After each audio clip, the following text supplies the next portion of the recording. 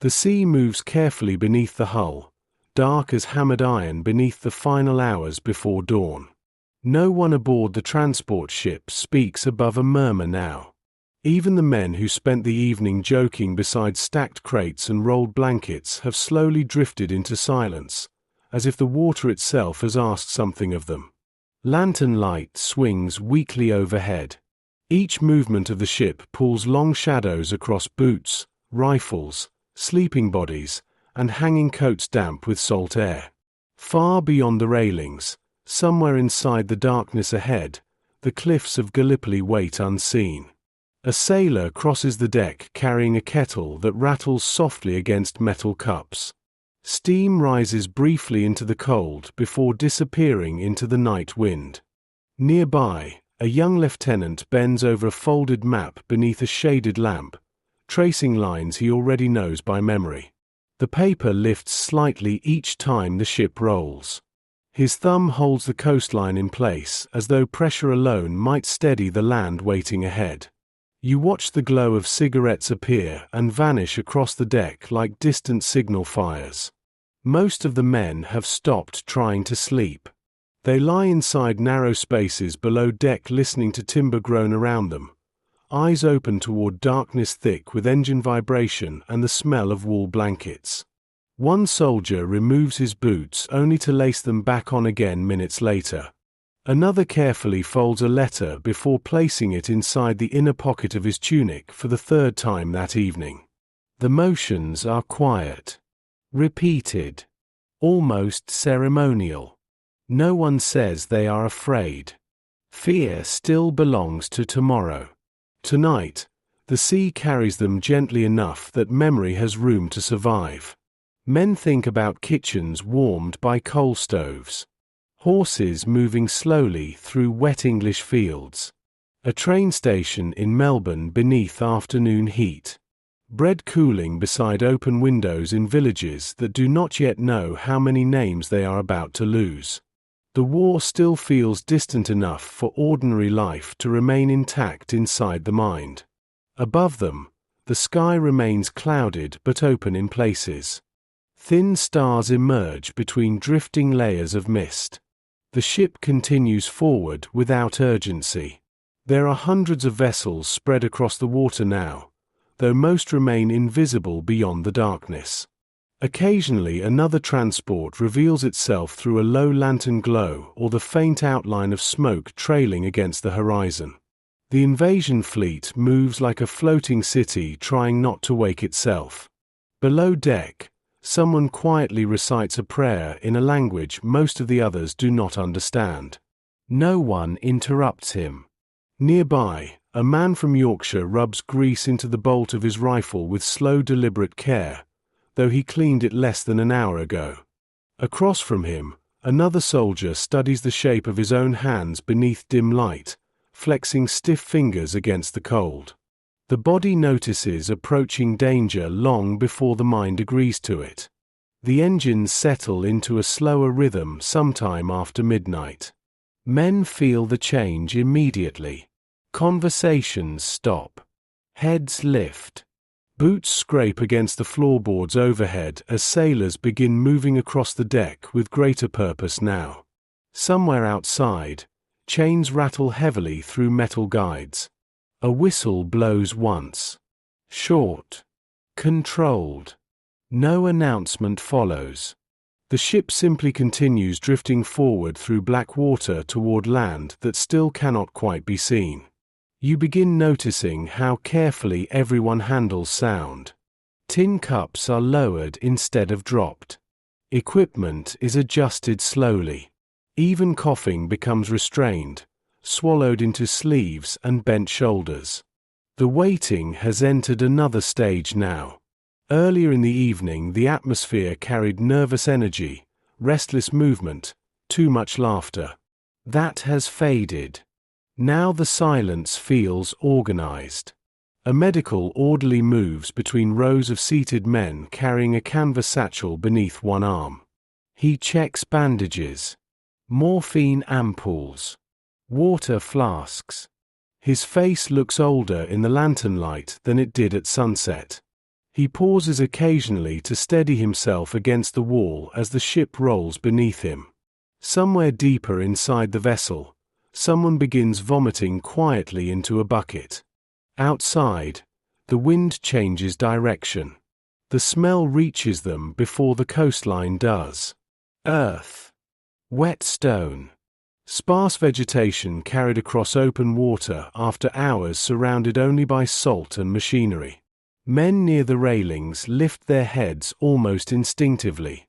Some stare forward into darkness as though the scent itself has shape. Gallipoli is close now, and still the cliffs remain hidden.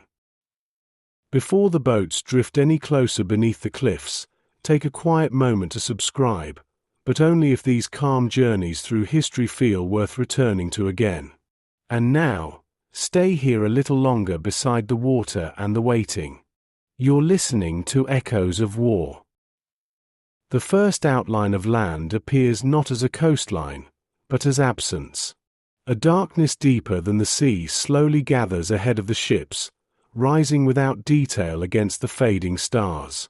At first it seems like cloud cover resting low above the horizon. Then the shape begins separating itself from the sky.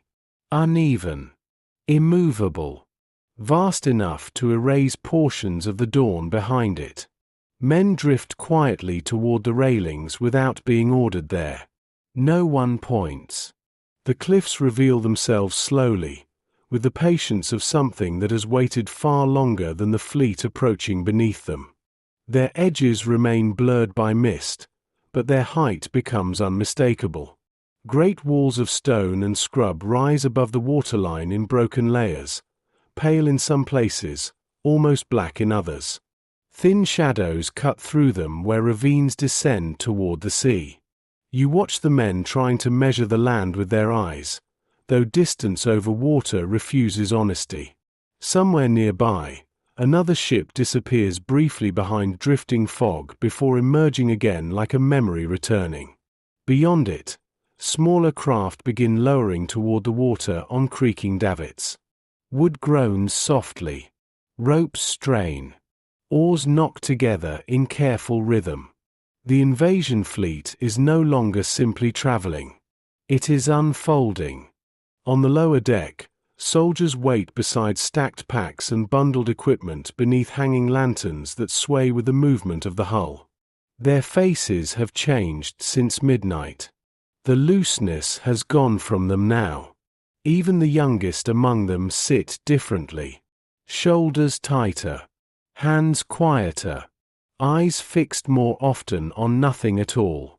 One man carefully unwraps a piece of hard bread from cloth and eats it in small deliberate bites, though he no longer seems hungry.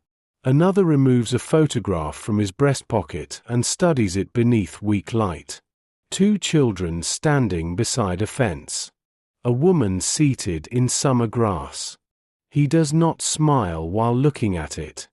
He simply watches the image for several long moments before returning it to his pocket with slow precision, as though haste might damage something inside the paper that cannot be repaired.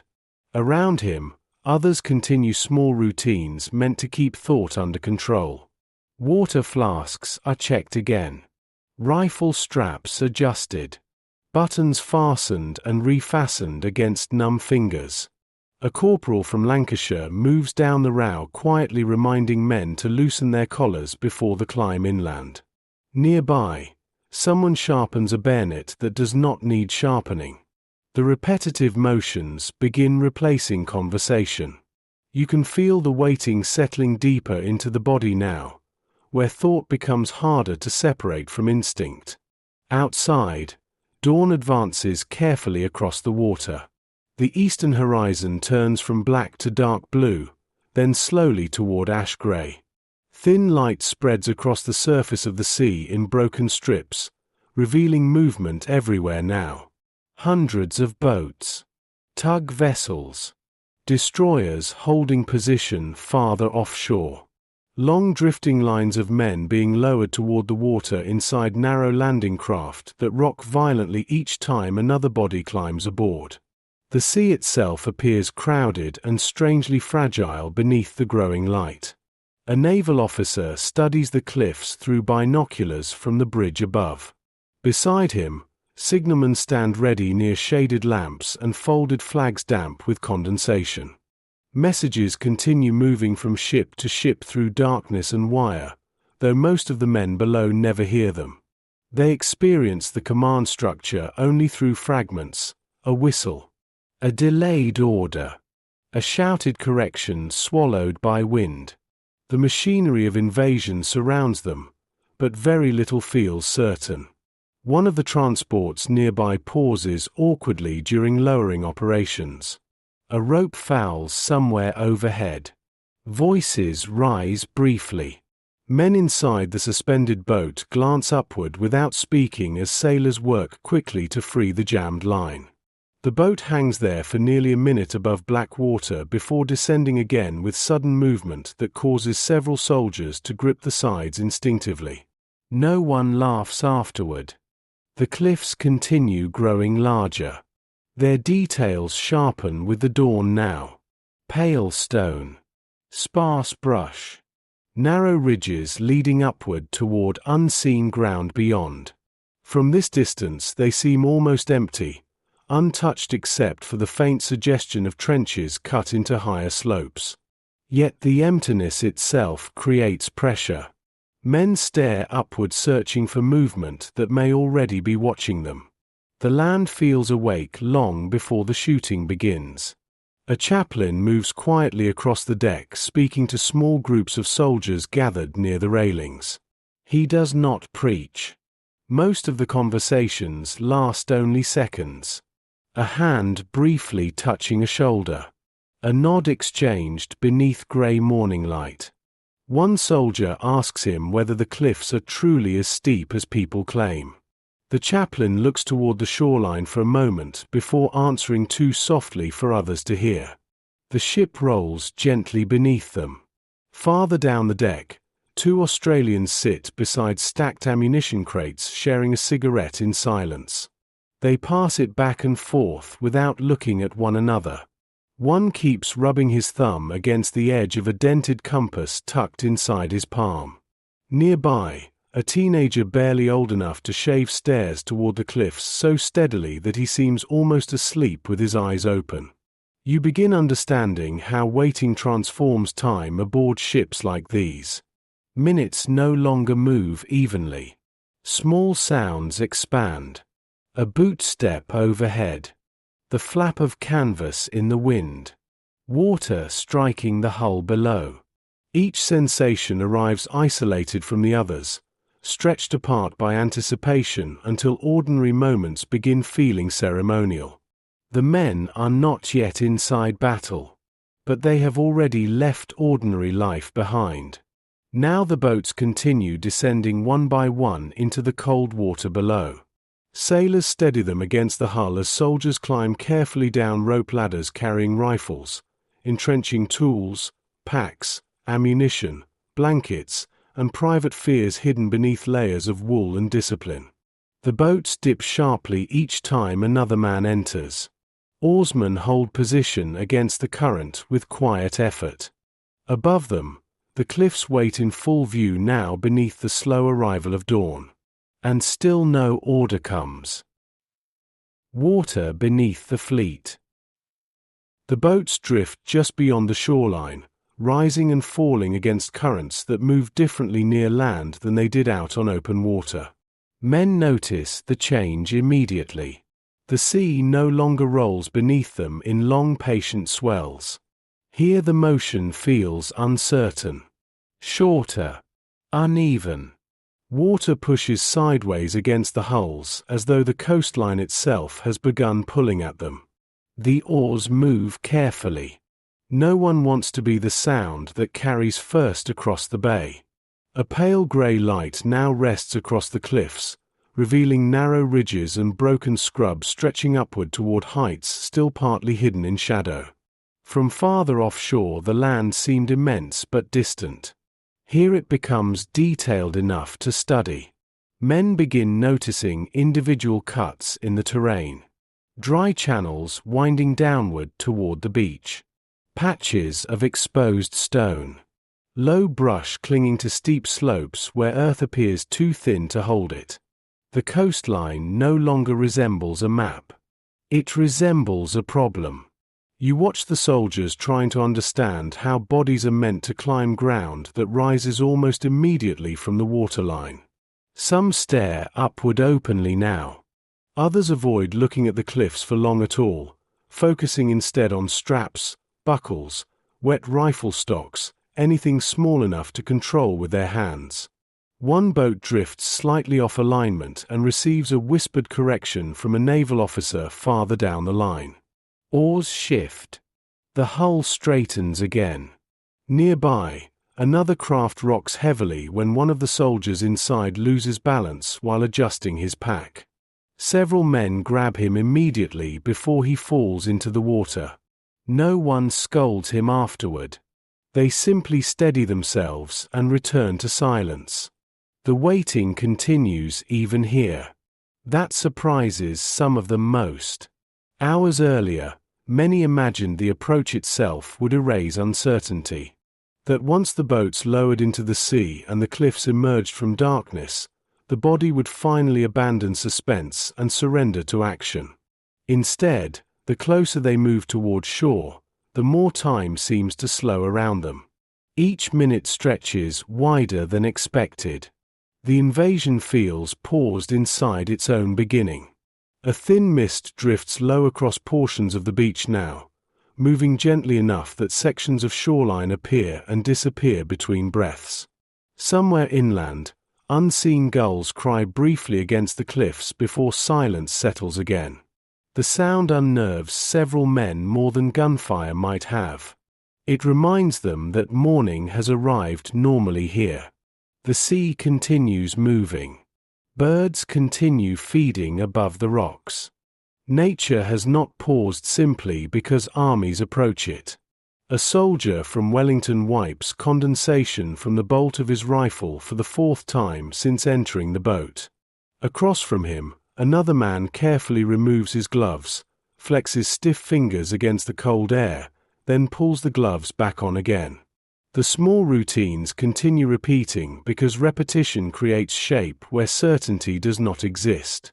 The body prefers motion to helplessness. Farther offshore, destroyers hold position against the growing light, dark silhouettes resting above silver water. Smoke trails low behind them. The cliffs continue changing shape as dawn strengthens. Ravines deepen. Shadows shorten. Men begin distinguishing separate ridgelines instead of one continuous wall. In places the terrain appears almost climbable. In others it rises sharply enough to resemble fortress walls built by nature long before armies arrived here. You can feel morale shifting unevenly between the boats. Some men grow calmer the closer they move toward shore. The waiting has narrowed their world into immediate tasks now. Hold the rifle dry. Keep balance. Watch the officer. Breathe slowly. Fear becomes easier to carry once thought shortens itself into practical things. Others deteriorate quietly. A young private near the center of one landing craft has stopped speaking altogether. He stares toward the beach with such intensity that the soldier beside him finally touches his sleeve gently to ask whether he is ill. The young man shakes his head after several seconds, though his jaw continues trembling against the cold. No one presses further. The boats drift onward through pale morning light while the cliffs rise higher above them with every passing minute. Behind the leading craft, more vessels continue lowering men into the water. Hundreds of bodies moving carefully through an enormous silence stretched between sea and stone. Then, somewhere farther down the line, an oar slips unexpectedly against the side of a hull. The crack echoes sharply across the water. Every head lifts at once. For several long seconds after the sound, nothing happens. The cliffs remain still above the shoreline. The water continues its quiet movement beneath the boats. No rifle fire answers the echo. No sudden movement appears among the ridges overlooking the bay. The men sit frozen anyway, listening into the silence with bodies tightened against the expectation of violence. Even breathing changes. You can hear men trying not to inhale too loudly. The soldier who lost the oar grip holds it motionless now across his knees, face lowered beneath the pale light of dawn. No officer rebukes him. The mistake already belongs to everyone inside hearing distance. Nearby boats have stopped rowing entirely, drifting with careful stillness while men stare upward toward the cliffs waiting for the landscape itself to react. But Gallipoli offers nothing back. That uncertainty begins pressing against the men harder than immediate danger might have. If shooting started now, instinct could finally replace imagination. The body would know what to do. Instead, the silence continues widening around them, leaving thought room to grow heavier with each passing second. A naval petty officer finally raises one gloved hand in a slow forward gesture. The oars resume. Wood dips carefully into black water. The landing craft creep onward once more, their movement restrained enough that ripples spread gently rather than breaking sharply against the sea. The invasion advances through caution instead of momentum now. Farther offshore, the larger transports appear softened by distance and morning haze. They no longer resemble places where men slept or drank tea only hours earlier. From here they seem detached already from ordinary life, floating somewhere behind the narrowing world of cliffs, water, and approaching shore. The boats nearest land begin drifting apart slightly as currents interfere with formation. Officers whisper corrections. Some craft obey immediately. Others struggle to hold position without creating more noise. Small mistakes accumulate quietly across the bay. Angles shift. Distances widen unevenly. The landing is becoming human. You watch one group of soldiers attempting to steady their breathing together without speaking of it aloud. A sergeant seated near the stern quietly sets the rhythm by inhaling slowly through his nose, shoulders rising beneath damp wool. The men nearest him unconsciously follow after several moments. Around them, seawater taps gently against the hull like fingers against wood. No one mentions the smell now. Wet rope. Oilcloth. Salt. Mud carried faintly from shore. The scents have become constant enough that the men no longer separate them consciously from the waiting itself. They belong to the conditions surrounding them now, as natural as cold hands or aching backs from sitting too long with heavy packs pressing against bent spines. One soldier shifts position carefully and winces as cramps seize his legs. Another removes his helmet briefly to wipe sweat from his forehead despite the cold morning air. The body continues betraying conflicting instincts. Heat beneath layers of wool. Shivering hands. Dry mouth. Tightened chest. The nervous system has already entered battle even if the rifles have not. Closer to shore, details continue emerging from the growing light. Narrow stretches of beach appear between darker outcroppings of rock. Sparse brush clings to ridges above steep gullies where erosion has cut deep channels through the hillsides. In several places, crude defensive works become faintly visible now that the shadows have shortened enough to reveal straight lines against natural ground. Someone is waiting up there. The realization settles unevenly through the boats. Men stop studying the cliffs as scenery and begin studying them as inhabited terrain. Every ridge seems capable of concealing observers. Every patch of scrub becomes suspicious. Eyes move constantly now between elevations searching for movement that remains impossible to confirm at this distance. A gull circles low across the water near the landing craft before drifting inland toward the cliffs. Several soldiers follow its path automatically until the bird disappears against stone and brush high above the beach. Still nothing moves. The silence begins feeling deliberate. An officer near the bow quietly checks his watch, though time itself has lost ordinary meaning inside the approach.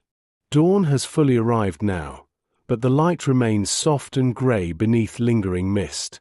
The sun has not yet risen above the ridges inland.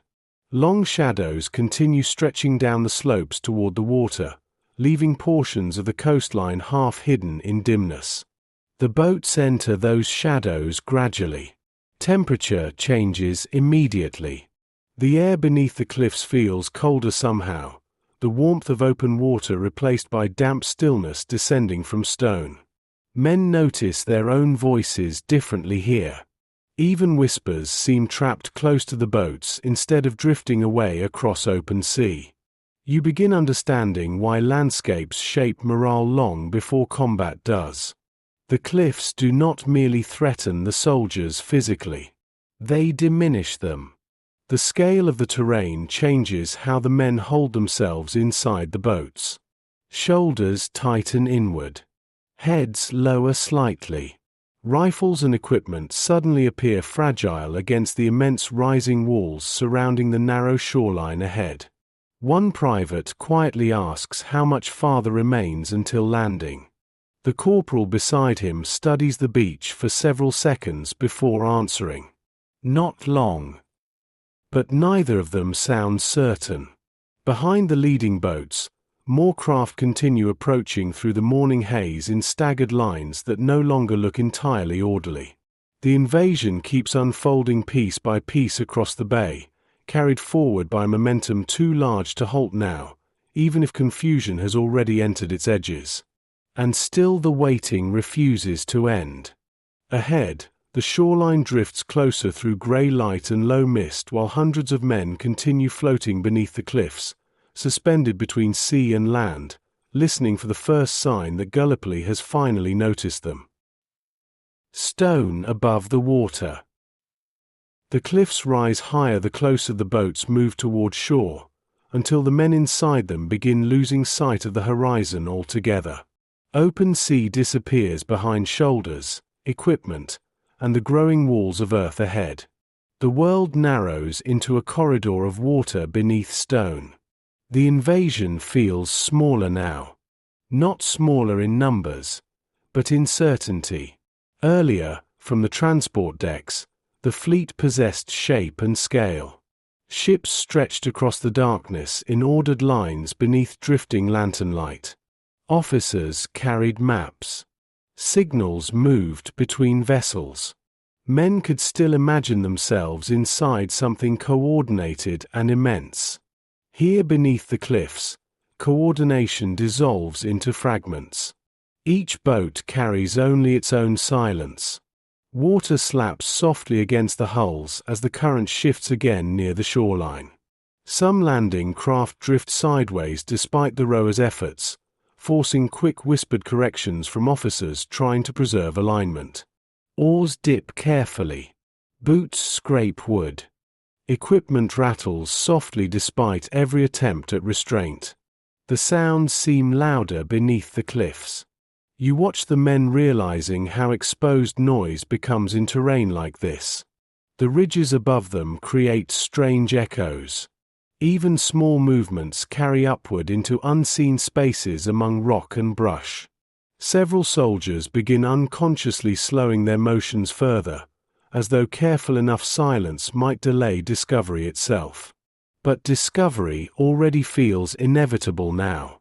A marine engineer seated near the stern of one craft keeps staring upward toward a narrow ridge line cut sharply against the brightening sky.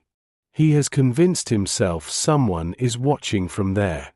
Each time the boat rises with the swell, he searches the same position again, waiting for movement that never fully appears. Eventually the soldier beside him begins studying the ridge too. Fear spreads most easily through observation. The boats continue inward. The shoreline now reveals details too specific to ignore. Stones scattered along the beach.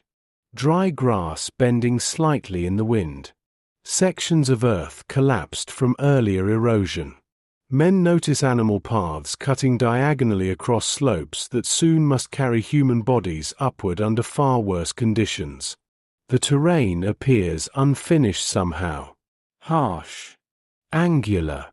Resistant to movement. A corporal from Sydney quietly loosens the chin strap beneath his helmet after noticing how tightly he has been clenching his jaw. Nearby, another soldier removes a pebble from inside his boot with painstaking care despite the approach continuing around him.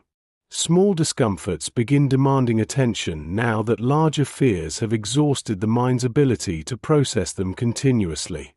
The body retreats toward manageable problems. One of the rowers pauses briefly to flex his blistered fingers before returning the oar to the water. Sweat darkens his collar despite the cold air descending from the cliffs. Across from him, a young lieutenant studies the beach repeatedly through binoculars, lowering them every few moments to compare reality against the map folded beneath his knee.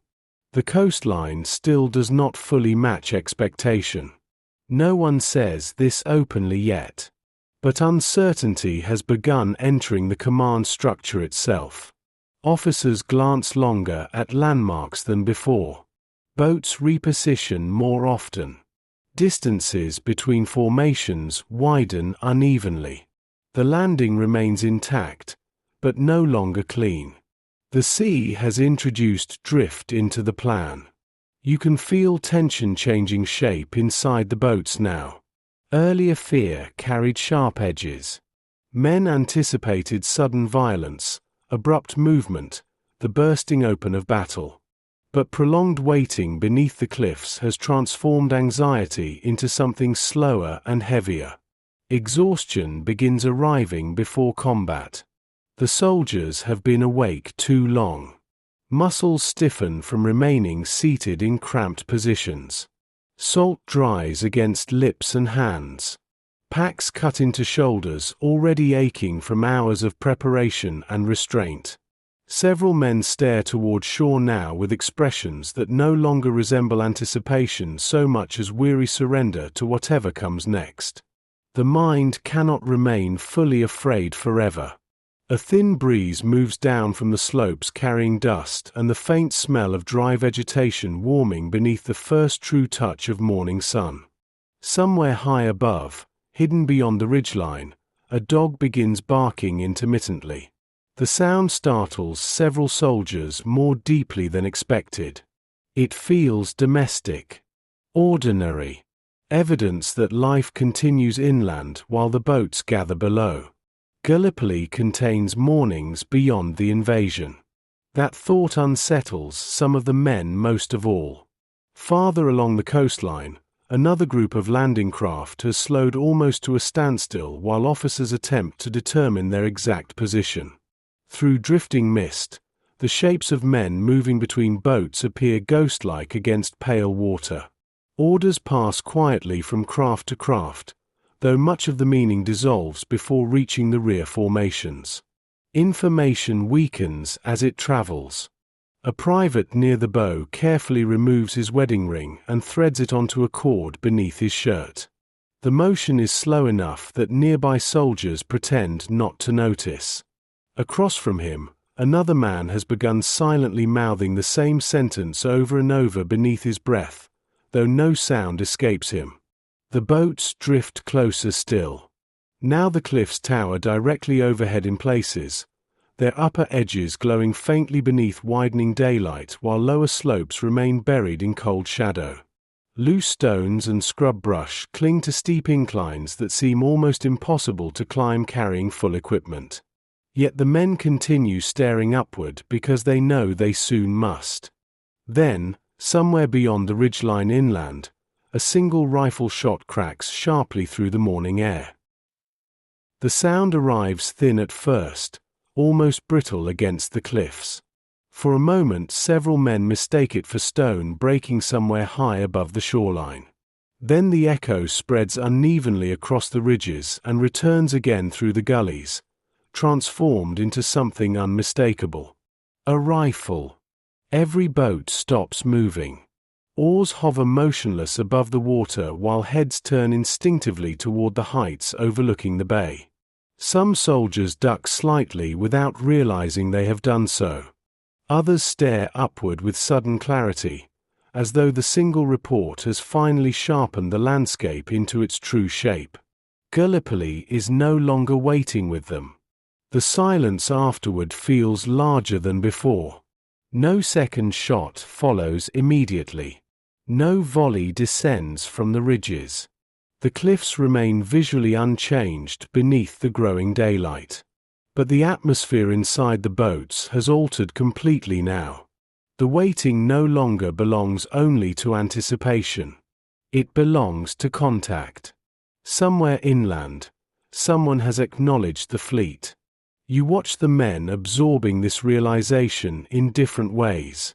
One soldier grips his rifle so tightly his knuckles pale against damp wood. Another suddenly begins checking the buckle of his pack again despite having secured it repeatedly throughout the approach. A corporal seated near the stern quietly tells his section to lower their heads slightly beneath the line of the gunwales. The command is spoken almost gently. Nearby, an officer studies the ridgeline through binoculars with forced calm, though the movement of his hands reveals tension now impossible to fully conceal. He lowers the glasses after several seconds and says nothing. The uncertainty itself spreads through the boat more efficiently than alarm could have. No one knows whether the shot was accidental. No one believes it was. The current continues carrying the landing craft slowly shoreward while the men remain suspended inside heightened stillness. Even the water sounds different now. Each small strike against the hull feels exposed, vulnerable. The entire bay seems to be listening inward toward the boats gathered beneath the cliffs. Then another shot sounds farther inland. This time the echo overlaps with the first before fading across the slopes. A few soldiers turn automatically toward the officers, searching their faces for interpretation. But command itself appears trapped inside the same uncertainty. The invasion was designed around movement, timing, sequence. Waiting this close to shore beneath partial silence was never meant to last so long. The delay has begun reshaping morale. A naval lieutenant whispers hurriedly with the coxswain steering one of the forward boats. Their voices remain too low for the others to hear, but tension sharpens their posture. Around them, the men continue sitting with bodies compressed inward beneath equipment grown heavier through hours of anticipation and damp sea air. The body changes under prolonged suspense. Legs stiffen. Hands lose warmth. Thought narrows toward immediate sensations because the mind cannot sustain abstract fear indefinitely. Some men now appear strangely calm, their earlier nervousness exhausted by waiting. Others deteriorate quietly into inward silence. One private begins shivering uncontrollably despite the rising daylight. The soldier beside him places a hand briefly against his shoulder without speaking. The gesture lasts only seconds before both men return their attention toward shore. Around them, dozens of landing craft continue drifting beneath the cliffs in uncertain formation while morning slowly reveals more of the terrain waiting ahead.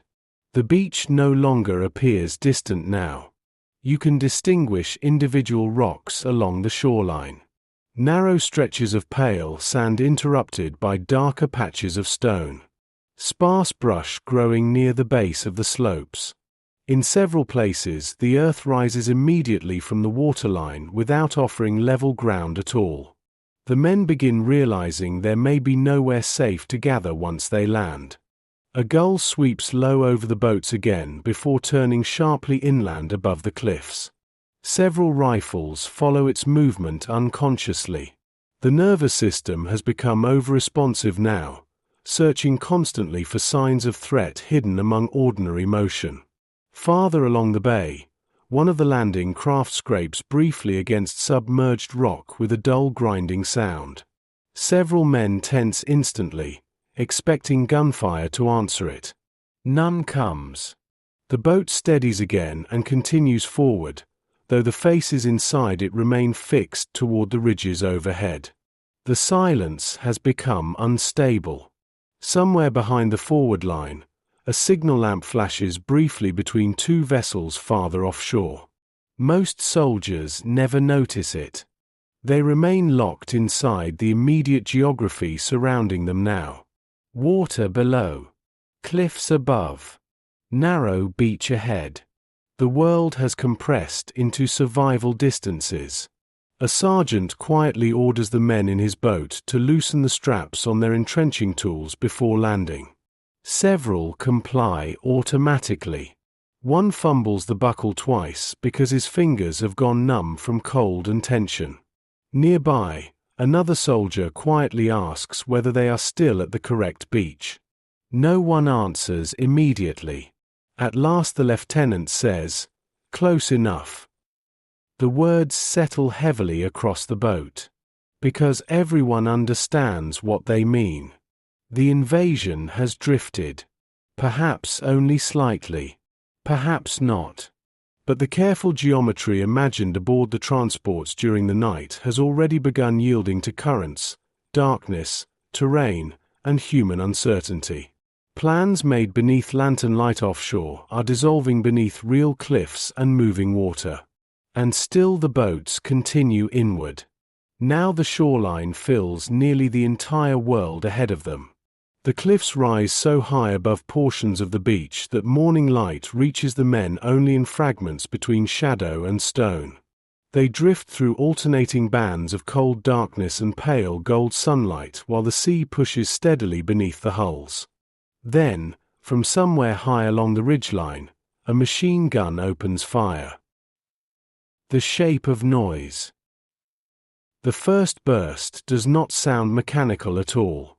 It sounds like cloth tearing rapidly somewhere above the cliffs, sharp and uneven against the morning air.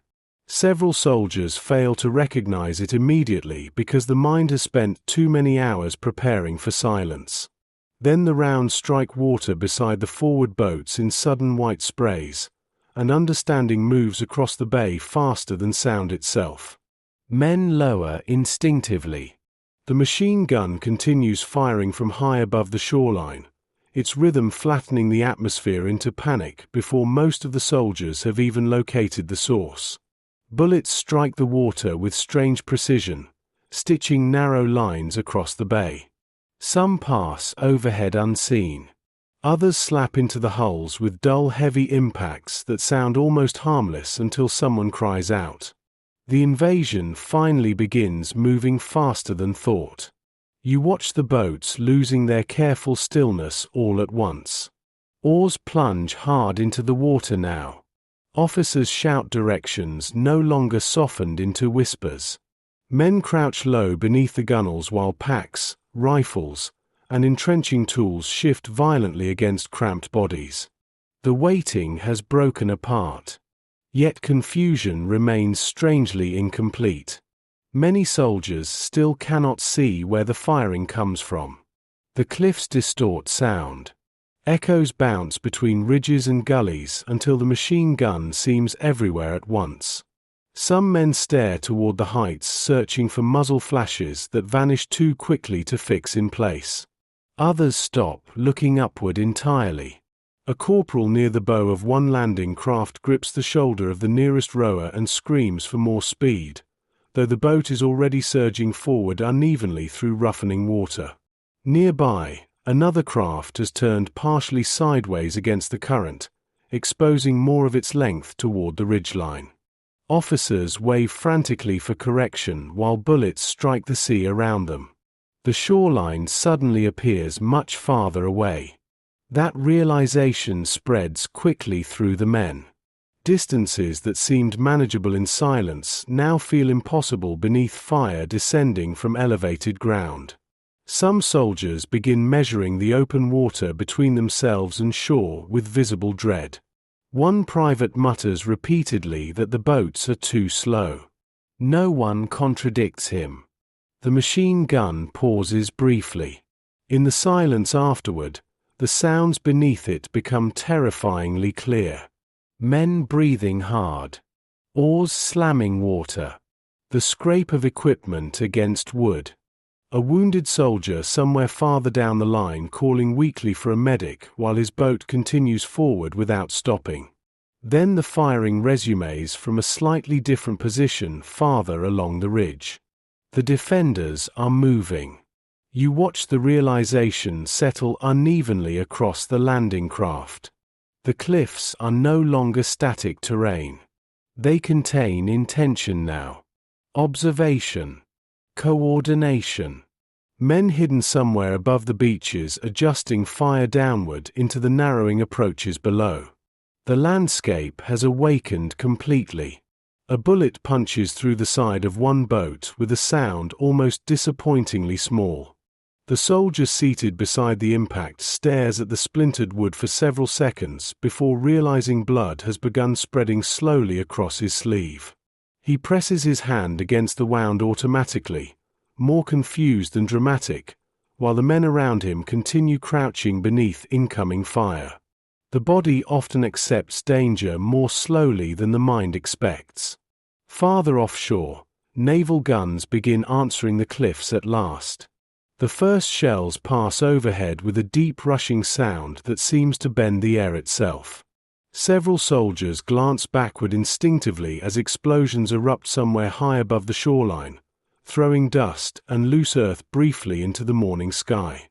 Fragments of stone tumble down portions of the slope afterward, rattling across the cliffsides before disappearing toward the beach. For a few moments the machine gun falls silent again. The boats continue rowing hard toward shore. You can feel exhaustion already entering the movement now. Not physical collapse yet, but the first signs of depletion caused by sustained tension finally erupting into action. Muscles burn faster under fear. Breathing shortens. The men have carried anticipation for too many hours without rest, and combat has arrived before the body recovered from waiting. Some soldiers move with strange clarity now that violence has finally begun. Orders become easier to follow than uncertainty ever was. One lieutenant calmly directs the redistribution of ammunition after a pack tumbles overboard into the sea. A medic crawls carefully between bodies inside another landing craft checking wounds while bullets continue striking the water around them. Others deteriorate quickly. A young private near the center of one boat has frozen entirely, staring upward toward the ridges without responding to shouted commands around him. Another soldier finally grabs his collar and physically forces him downward beneath the gunwale just before bullets strike the seat where he had been sitting moments earlier. The cliffs continue towering above everything. Even under bombardment they remain immense, largely unchanged by the explosions striking their slopes. Smoke drifts briefly through ravines before the morning wind carries it away again. Dust settles. The stone endures. Gallipoli absorbs violence without appearing moved by it. Closer now, the beach reveals details the men never noticed offshore. Narrow shelves of sand broken by rock outcroppings. Tangled brush near the base of the ridges. Sharp inclines rising almost immediately inland. Some boats have already reached shallow water, their soldiers stumbling out waist-deep beneath scattered rifle fire while officers wave them toward uncertain paths upward. But many others remain trapped in the approach. And above them, hidden among stone and scrub, the machine guns continue searching the water. The shoreline loses all clean shape once the first boats reach land. What appeared orderly from the water dissolves immediately into separate fragments of movement scattered across beach, surf, and rising ground. Men stumble from landing craft into depths deeper than expected. Packs drag them sideways. Rifles are lifted high above the water while boots slip against submerged stone hidden beneath the waves. The sea itself becomes part of the landing. You watch soldiers fighting water before they ever reach the cliffs. One boat grounds too far from shore, forcing the men inside to wade chest-deep through freezing surf while machine gun fire cuts low across the water around them. Several lose footing almost immediately beneath the weight of soaked equipment. Others reach downward instinctively to help them despite officers shouting to keep moving inland. The instinct to stop for one another survives even here. Nearby, another landing craft collides awkwardly against submerged rock before reaching the beach at all. Men spill sideways into the surf amid tangled rifles and shouted confusion. A coxswain struggles to free the boat while bullets strike the water around him in violent white bursts. The shoreline fills with unfinished actions. Nothing resolves cleanly. A wounded man drags himself only a few feet before stopping behind wet stones at the edge of the surf. Another soldier attempts repeatedly to remove his pack after falling into deeper water, hands slipping against soaked straps while waves strike his chest. Officers wave men upward toward the slopes, but many hesitate instinctively at the base of terrain that rises too steeply to promise safety. The cliffs dominate every decision now. Above them, rifle fire spreads unevenly along the ridgelines. Not constant yet. Sporadic. Sharp reports cracking through the morning air from positions difficult to identify. Echoes distort direction until the slopes seem alive with scattered movement hidden inside stone and brush. Some defenders remain invisible even while firing. A naval shell strikes high along one ridge with a deep, violent concussion that rolls across the bay seconds later. Dust and shattered earth spill downward through scrub and exposed rock. Several soldiers flatten themselves instinctively against the beach despite being far below the explosion itself. The body obeys force even at distance. You begin noticing how quickly exhaustion changes shape once movement finally becomes unavoidable. Hours of waiting aboard ships and landing craft now settle heavily into the men's legs as they struggle upward across unstable ground carrying soaked uniforms and overloaded packs. Breath shortens almost immediately. Muscles tighten. Several soldiers pause halfway up the first incline not because they wish to stop, but because the body simply demands air. Gallipoli punishes movement itself. A lieutenant waves frantically for his section to spread wider along the slope after machine gun fire strikes too closely among clustered men near the beach. Some obey immediately. Others remain disoriented, still trying to understand where safety exists in terrain that offers almost none. Because the cliffs refuse simple direction. What appears sheltered from one angle becomes exposed from another. Gullies conceal movement but funnel men into narrow paths. Loose stones slide beneath boots during every climb. The ground seems determined to interrupt rhythm, forcing bodies constantly sideways instead of upward. One soldier falls while climbing and loses his rifle entirely. It tumbles back down the slope toward the surf below before disappearing among rocks and moving water. For several moments he simply stares downward after it, breathing hard, unable to fully process the loss. Then someone shoves another rifle into his hands while continuing past. There is no time for ownership now. Near the shoreline, medics begin establishing small treatment positions behind scattered rocks and shallow depressions in the earth. The wounded arrive unevenly. Some walk in silence despite visible injuries. Others collapse only after reaching temporary cover, the body postponing pain until movement becomes impossible to continue. A medical orderly kneels beside a soldier struck through the shoulder and calmly cuts away wet wool while bullets continue snapping overhead. His hands remain steady despite the noise. Around him, more men pass upward toward the slopes carrying ammunition boxes, stretchers, rifles, coils of wire. The invasion has stopped feeling like arrival. Now it feels like accumulation. More boats continue landing. More bodies gather along the narrow beach beneath the cliffs. Confusion spreads not through collapse, but through density. Too many units. Too many interrupted plans. Officers attempting to orient themselves against terrain that still refuses resemblance to their maps. You watch command itself becoming physical labor. Lieutenants climb ridges repeatedly just to regain perspective. Messengers move between scattered groups carrying partial information distorted by distance and gunfire. Men ask one another where they are supposed to advance, and often no one fully knows. Yet movement inland continues anyway, because remaining near the water has become unbearable. The machine guns above the beach maintain intermittent pressure now, firing in bursts before falling silent long enough to force uncertainty back into the men below. Every pause feels temporary. Every exposed movement risks sudden punishment from ridgelines still largely controlled by unseen defenders. The waiting has not vanished after all. It has merely changed form. Now the soldiers wait between bursts of fire. Wait while crossing open stretches of ground. Wait behind rocks listening for movement above them. Wait for officers to regain direction. Wait for exhaustion to loosen its grip enough to continue climbing.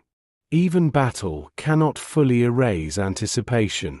Farther up the slope, several Australians pause briefly behind low scrub overlooking the beach below. From this height, the invasion appears strangely fragmented beneath the widening daylight. Boats still approaching through the surf. Smoke drifting from naval bombardment farther along the ridges. Small groups of men scattered across impossible terrain. And beyond it all, the sea continues moving calmly against the shore as though the morning itself remains untouched. Waiting inside the climb.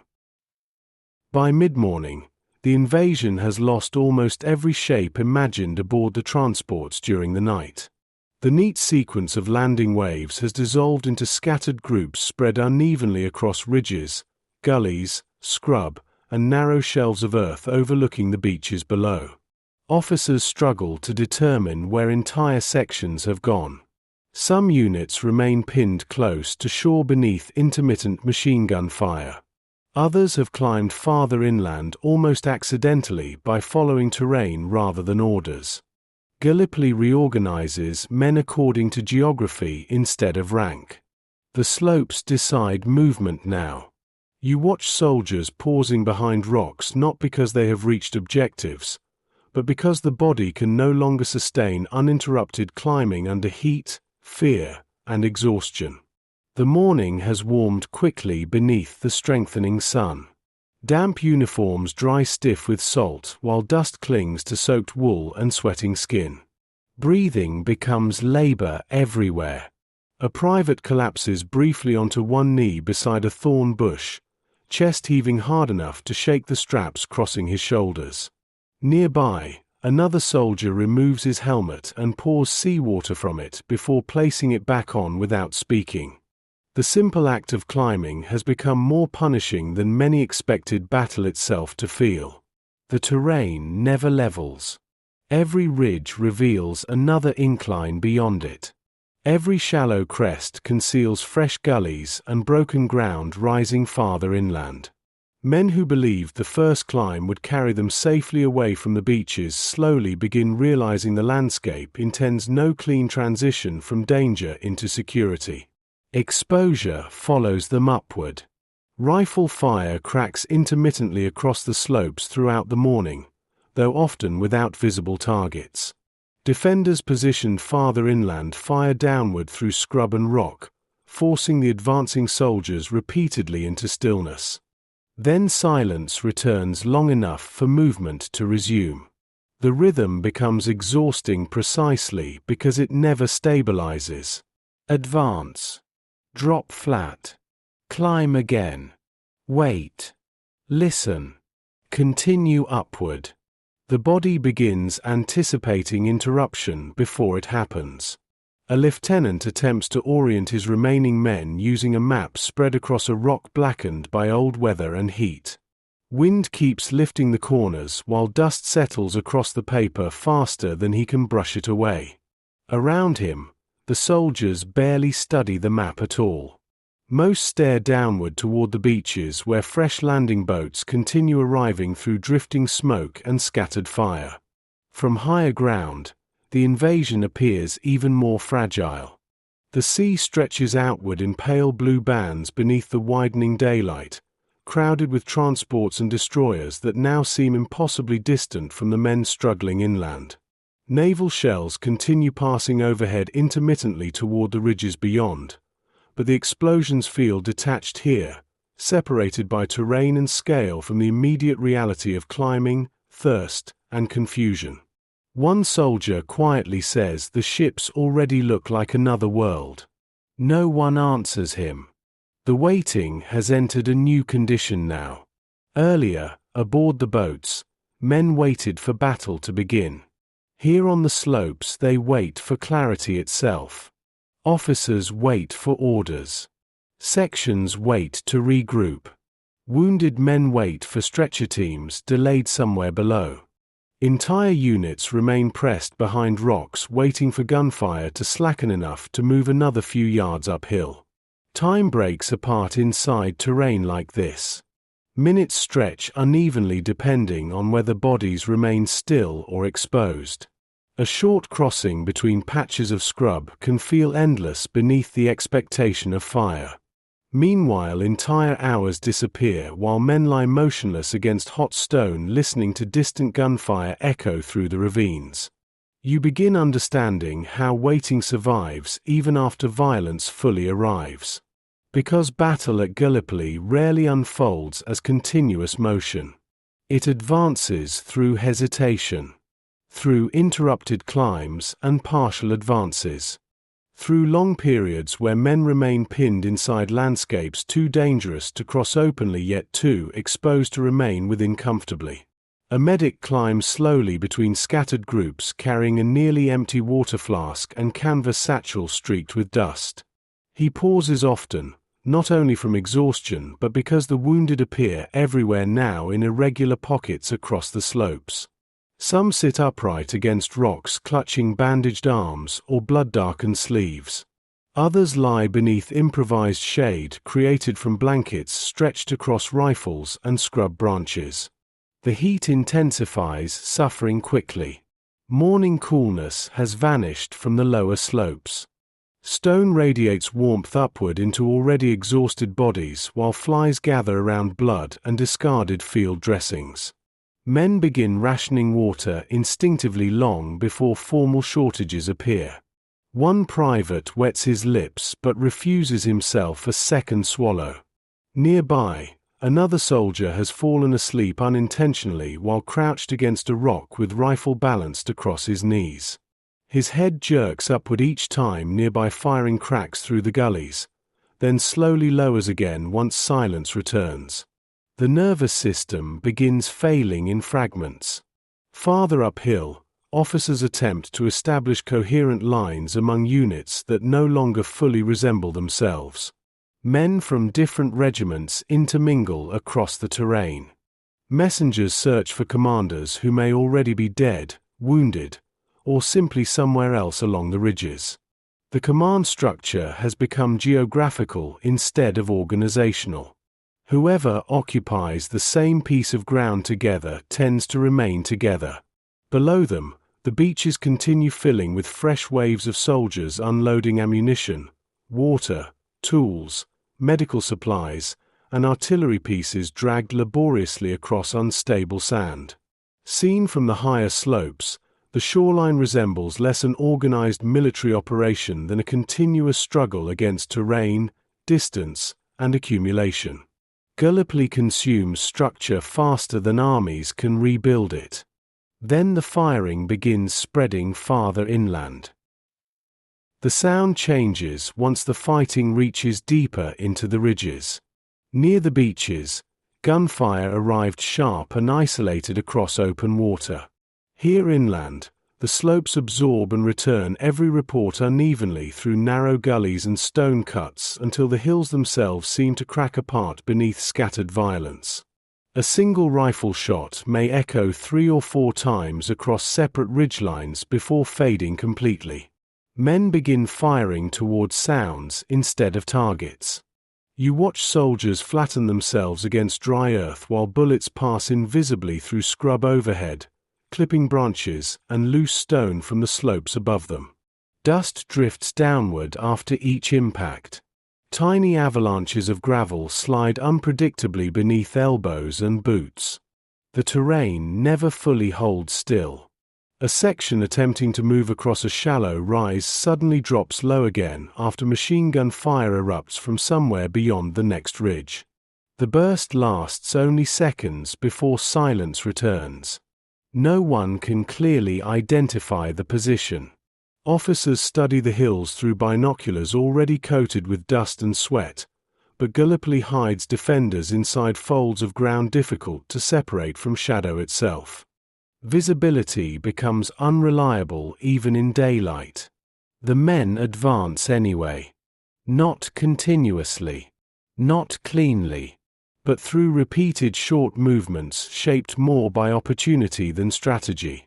A few yards upward when firing pauses. A quick crossing between exposed patches of scrub. Bodies pressed low against stone while officers decide whether another ridge offers protection or simply another angle of exposure. The climb transforms into a condition rather than a direction. A corporal from Auckland pauses behind a weathered outcrop overlooking a shallow gully where several wounded soldiers wait for stretcher teams delayed farther below.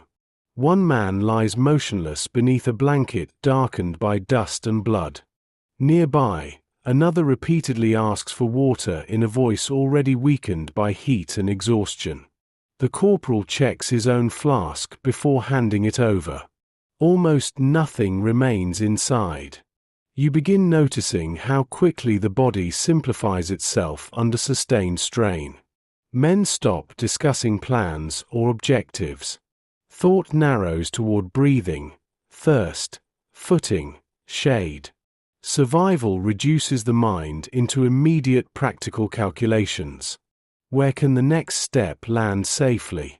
How much water remains? Whether the firing has shifted elsewhere? If the body can continue climbing another ridge? The larger invasion fades behind these smaller realities. Farther downslope, naval bombardment continues striking portions of the interior ridges with heavy distant concussions that roll through the ground beneath the soldiers. Each explosion briefly lifts smoke and pale dust high above the cliffs before the wind tears it apart again. Yet the landscape still appears largely unchanged afterward. That becomes one of Gallipoli's most demoralizing qualities. The land absorbs punishment without visibly weakening. A lieutenant attempts once more to align several scattered platoons along a ridgeline partially sheltered from fire below. His voice remains calm, but fatigue roughens every command now. The men listening to him are coated with dust from boots to collars. Sweat has carved pale lines through the dirt across their faces. No one resembles the soldiers who boarded the boats before dawn. The waiting inside the climb continues evolving.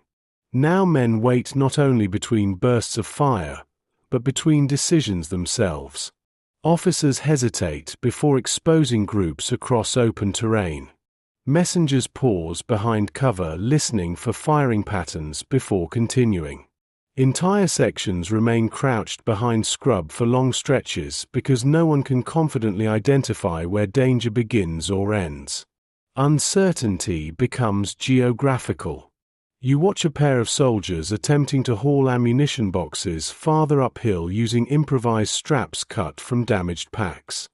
They stop repeatedly to rest beneath sparse shade cast by low brush barely large enough to shelter their shoulders. The boxes seem impossibly heavy against the steep, uneven ground. War at Gallipoli punishes supply as severely as combat. Water grows warmer inside canteens. Boots harden with dried salt and mud. Hands blister from climbing stone and carrying equipment across terrain never intended for organized movement. The invasion increasingly resembles endurance instead of maneuver. A chaplain moves slowly along the slope, checking wounded men sheltered behind rocks and shallow depressions in the earth. He kneels beside one soldier whose bandaged leg continues bleeding through layers of cloth already stiffening beneath the heat. Around them, rifle fire cracks intermittently farther inland while flies gather steadily against exposed skin and discarded dressings. The chaplain removes his hat briefly to wipe sweat from his forehead, then continues onward. Time expands strangely across the ridges during these pauses between movement. Some men remain pinned behind cover so long that the body begins forgetting urgency entirely. Muscles stiffen. Eyes lose focus. Thought drifts unexpectedly toward ordinary memories. One private studies ants moving through dry grass beside his rifle barrel while machine gun fire echoes somewhere beyond the next slope. Another quietly traces his thumb across the edge of a family photograph now damp with sweat inside his pocket. The human mind protects itself through small distances. Below them, the beaches appear hazy now beneath heat, smoke, drifting dust, and constant movement. Fresh troops continue landing while stretcher teams carry wounded men downward toward overcrowded aid stations near the shoreline. From higher ground, the invasion resembles two separate worlds unfolding simultaneously. One world climbs upward. The other struggles simply to survive at the water's edge. And above both, the ridges continue stretching inland beneath the hardening afternoon light, revealing more folds of earth, more hidden gullies, more ground still waiting to be crossed. The slowing of time. By afternoon, the movement inland begins slowing almost everywhere at once. Not stopping completely, but losing momentum in ways difficult to measure from any single ridge or gully. Small groups still advance across exposed slopes when firing weakens. Officers continue searching for routes upward through broken terrain. Ammunition and water still move inland piece by piece from the beaches below. Yet the invasion no longer feels like a surge. It feels suspended. You watch the men settling gradually into positions they never intended to occupy for long. A shallow depression behind scrub becomes a temporary firing line. Loose rocks gathered together become protection. Narrow gullies crowded with exhausted soldiers turn into improvised resting places simply because the surrounding slopes offer even less shelter. Gallipoli transforms pauses into geography. The afternoon heat presses downward across the ridges with increasing weight now. Earlier coolness from the sea has vanished entirely from the inland slopes. Stone burns against palms and knees. Dry grass crackles beneath movement. Sweat evaporates quickly enough that many soldiers no longer realize how dehydrated they have become until dizziness begins arriving in waves. The body starts consuming itself quietly. A private attempting to climb farther uphill suddenly stops mid-step and vomits beside a rock blackened by sun and dust. Nearby, another soldier drinks the last warm mouthful from his canteen before shaking it instinctively again, as though disbelief might create more water inside. No one wastes energy speaking about thirst anymore. It has become universal enough to require no explanation. Farther along the ridgeline, a lieutenant studies the terrain ahead through narrowed eyes while artillery sounds roll distantly inland. The map folded inside his pocket no longer provides meaningful comfort. Too many units have drifted. Too many assumptions collapsed against the realities of the slopes. Command now operates through approximation. Groups of men remain scattered across terrain without clear understanding of neighboring positions. Messages arrive late or distorted after passing through multiple exhausted intermediaries. Some officers hesitate to move forward because they fear exposing isolated sections to unseen fire. Others fear remaining still even more. The waiting inside command deepens. You can feel it spreading downward through the ranks. Soldiers watch officers carefully now, not only for direction but for emotional cues. Confidence matters differently inside prolonged uncertainty. A calm voice can stabilize an exhausted section for another hour. Visible hesitation can spread fear faster than incoming fire. One captain removes his gloves slowly before addressing the men gathered behind a narrow rise overlooking the next slope inland. His words remain practical. Distances, cover, water, discipline. Yet the men study his face more than the instructions themselves. Everyone is measuring endurance now. The firing across the ridges has changed rhythm since morning. Long silences now separate brief concentrated bursts from hidden positions farther inland. Men never fully relax during the pauses because the quiet itself feels temporary. The body remains prepared for interruption even while lying motionless against the earth. Exhaustion and vigilance begin merging together. A pair of soldiers sleep briefly beside one another beneath sparse shade cast by a low thorn bush, rifles resting across their laps. Nearby, another man sits awake staring toward the beaches below without blinking for such long stretches that the medic passing him finally asks whether he has been hit somewhere unseen. The soldier shakes his head after several seconds. He simply looks emptied. Gallipoli drains emotion gradually rather than violently. That surprises many of the men more than the gunfire ever did. They expected terror, adrenaline, sudden chaos. Instead, the landscape exhausts them through repetition. Climb, wait, listen, move again. The nervous system cannot sustain constant panic for so many hours beneath heat and uncertainty, so it slowly settles into something quieter and heavier. A form of emotional erosion. You watch stretcher teams struggling uphill toward isolated wounded men positioned across difficult ground. For soldiers carrying one stretcher stop repeatedly to rest because the slopes punish balance at every step. Boots slide against loose stone. Handles dig into exhausted hands already blistered from climbing and carrying ammunition. Even rescue becomes a battle against terrain.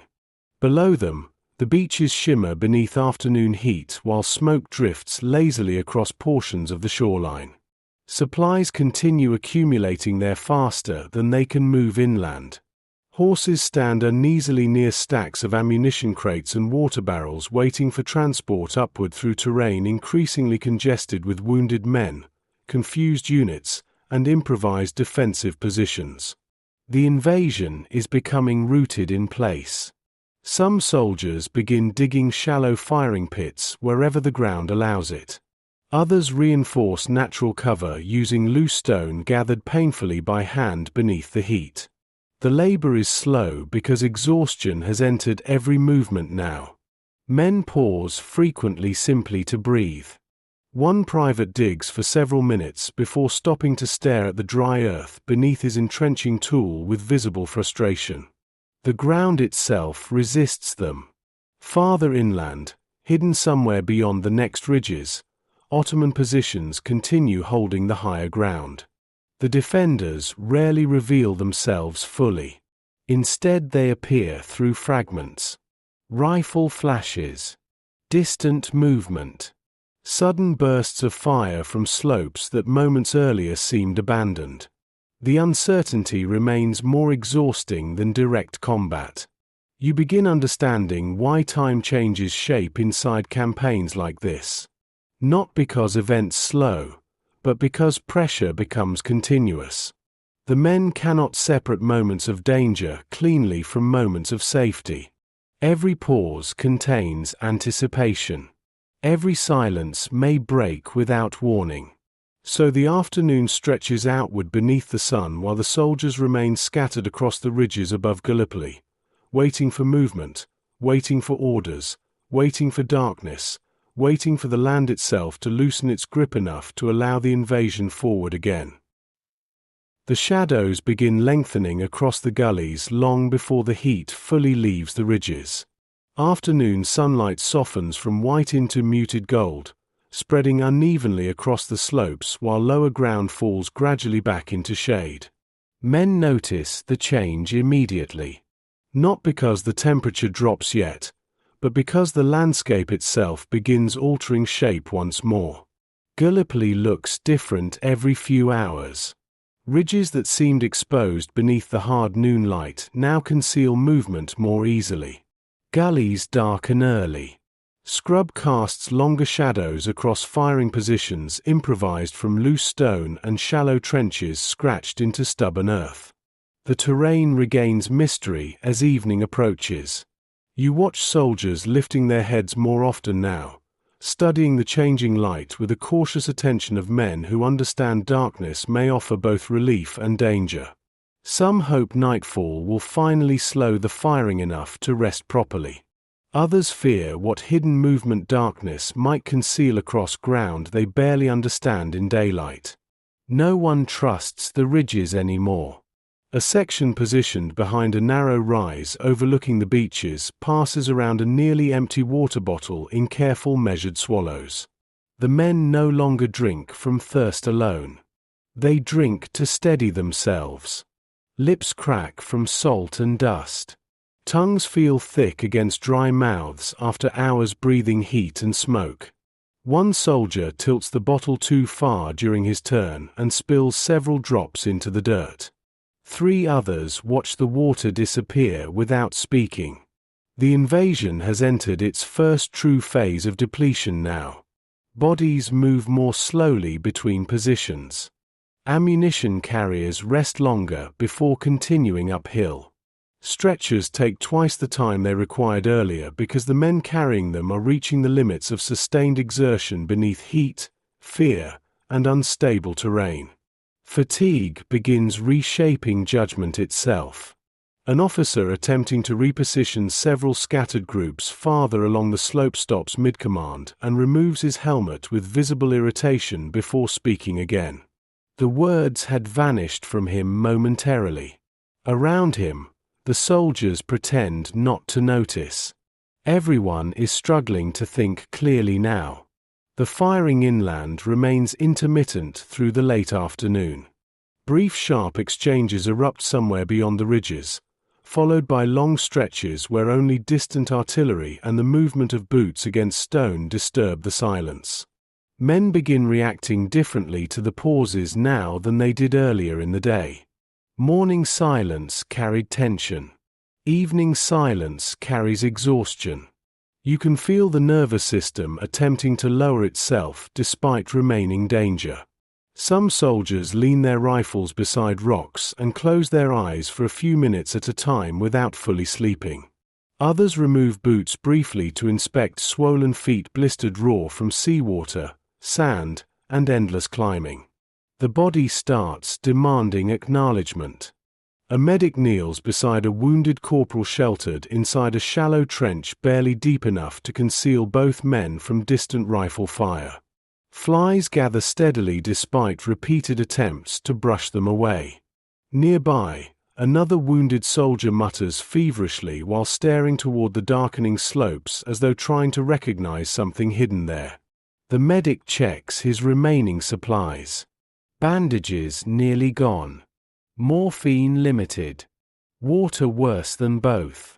War narrows compassion into logistics faster than most men ever imagined possible. Farther downslope, the beaches remain crowded beneath the fading light. Fresh supplies continue arriving from the ships offshore while stretcher teams descend carrying wounded men toward aid stations assembled from canvas, crates, blankets, and whatever shelter the shoreline can offer. From the higher ridges, the invasion now resembles persistence more than assault. Smoke drifts lazily over portions of the beachhead while transport ships sit farther offshore beneath softening evening haze. Their silhouettes appear calm against the sea, detached almost completely from the exhausted men scattered across the slopes above them. One private quietly says the ships look peaceful now. Another answers, too peaceful. Then silence returns. The waiting inside command deepens further as darkness approaches. Officers attempt to determine which ground can realistically be held through the night. Messengers continue climbing between positions carrying partial information gathered from exhausted units spread unevenly across terrain no one fully controls. The maps have become increasingly symbolic. Reality now belongs to whichever ridge a man physically occupies at any given moment. You watch soldiers digging more seriously as evening settles across the slopes. Earlier shallow scrapes in the earth deepen into defensive positions carved stubbornly into hard ground with entrenching tools, bayonets, and bare hands when necessary. The labor continues despite exhaustion because darkness promises renewed uncertainty. The men need the earth itself to help hold them together. A machine gun somewhere inland opens briefly again, firing blind bursts toward movement detected along one ridge before falling silent. Several soldiers instinctively flatten themselves against the ground despite the rounds passing far overhead. The reaction arrives before thought. The nervous system no longer distinguishes between probable danger and possible danger. As the sun lowers farther westward, the cliffs above Gallipoli begin cooling slowly beneath drifting evening wind carried inland from the sea. The air smells different now. Less salt. More dust, smoke, dry grass, sweat, and disturbed earth. The landscape has absorbed an entire day of invasion. And still the ridges remain unresolved. No decisive breakthrough has arrived. No clean line exists between success and failure. Instead, the men remain suspended across broken ground beneath fading light, exhausted beyond expectation yet unable to fully rest, listening to distant firing echo through the hills while night gathers slowly around them once again. Night across the ridges. Darkness returns to Gallipoli gradually, not as a single curtain falling across the ridges, but through layers of fading visibility that leave the men uncertain exactly when day has ended. First, the distant slopes lose detail. Then the gullies darken. Scrub and stone merge together into uneven silhouettes beneath a sky still carrying traces of pale blue above the western horizon.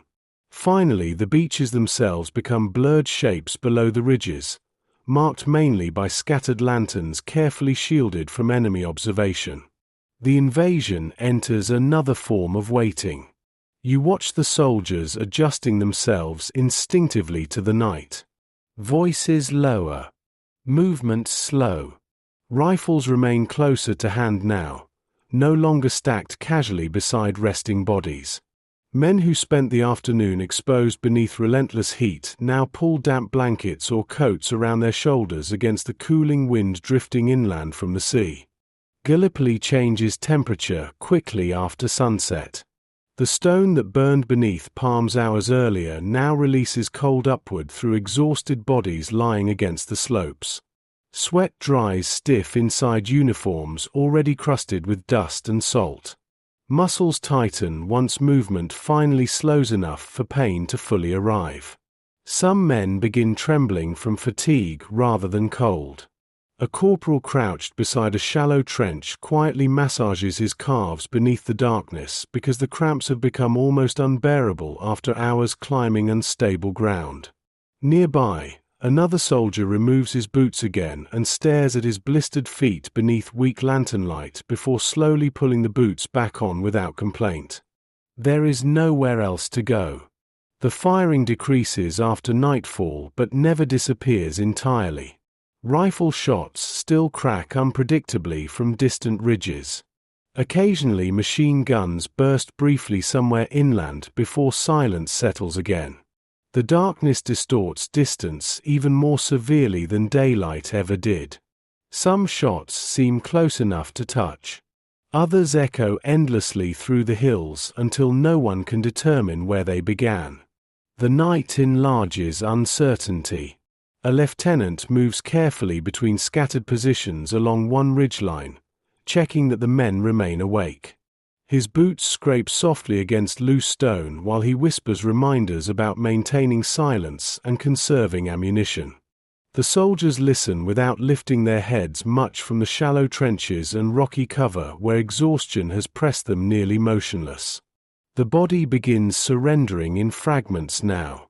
Some men fall asleep sitting upright despite the danger surrounding them.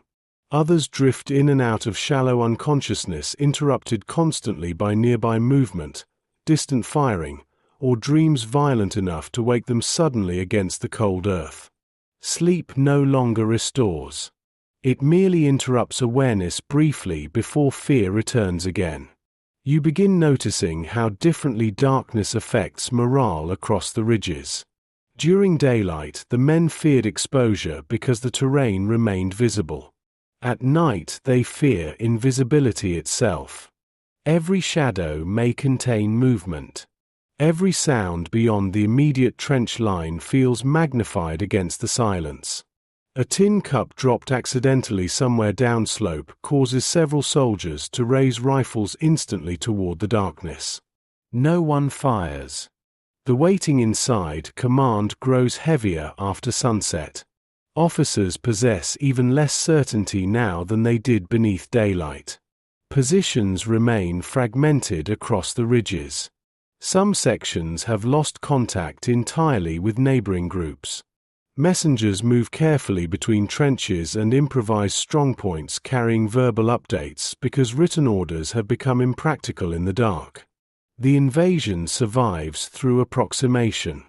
Farther below, the beaches continue operating through the night beneath carefully shielded lamps and intermittent moonlight.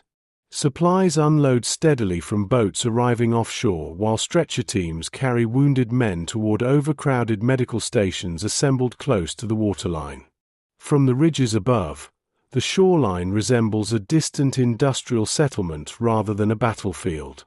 Lanterns move slowly between stacks of crates and canvas shelters. Small fires flicker briefly before being extinguished.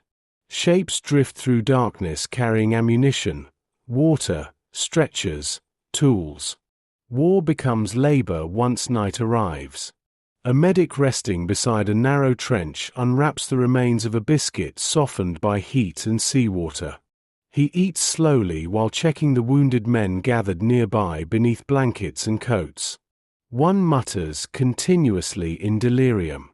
Another lies perfectly still except for shallow breathing visible in the cold night air. The medic studies his remaining supplies again. Too few bandages. Too little water. Almost no morphine left. The arithmetic of survival has begun. You watch several soldiers quietly sharing cigarettes beneath cupped hands that shield the glow from distant observation. Smoke drifts low across the trench line before disappearing into darkness. No one speaks much. Conversation requires energy the men no longer possess in abundance. Instead they listen. To boots scraping stone somewhere farther along the ridge. To waves striking the beaches below. To artillery rumbling distantly inland. To the breathing of exhausted men pressed shoulder to shoulder against shallow earthworks dug into hostile ground. Gallipoli at night feels ancient. The modern machinery of invasion fades in darkness, leaving bodies clustered against stone beneath uncertain skies much like armies centuries earlier might have done on these same slopes. Rifles and machine guns remain present, but exhaustion has stripped the experience down toward something older and more primitive. Cold, hunger, fear, waiting beside other human beings through the night. Then, sometime well after midnight, movement begins spreading quietly across the ridges again. At first the movement seems accidental. A shifting shadow beyond scrub. Loose stone sliding briefly somewhere downslope. A murmur carried strangely through the gullies by wind moving inland from the sea.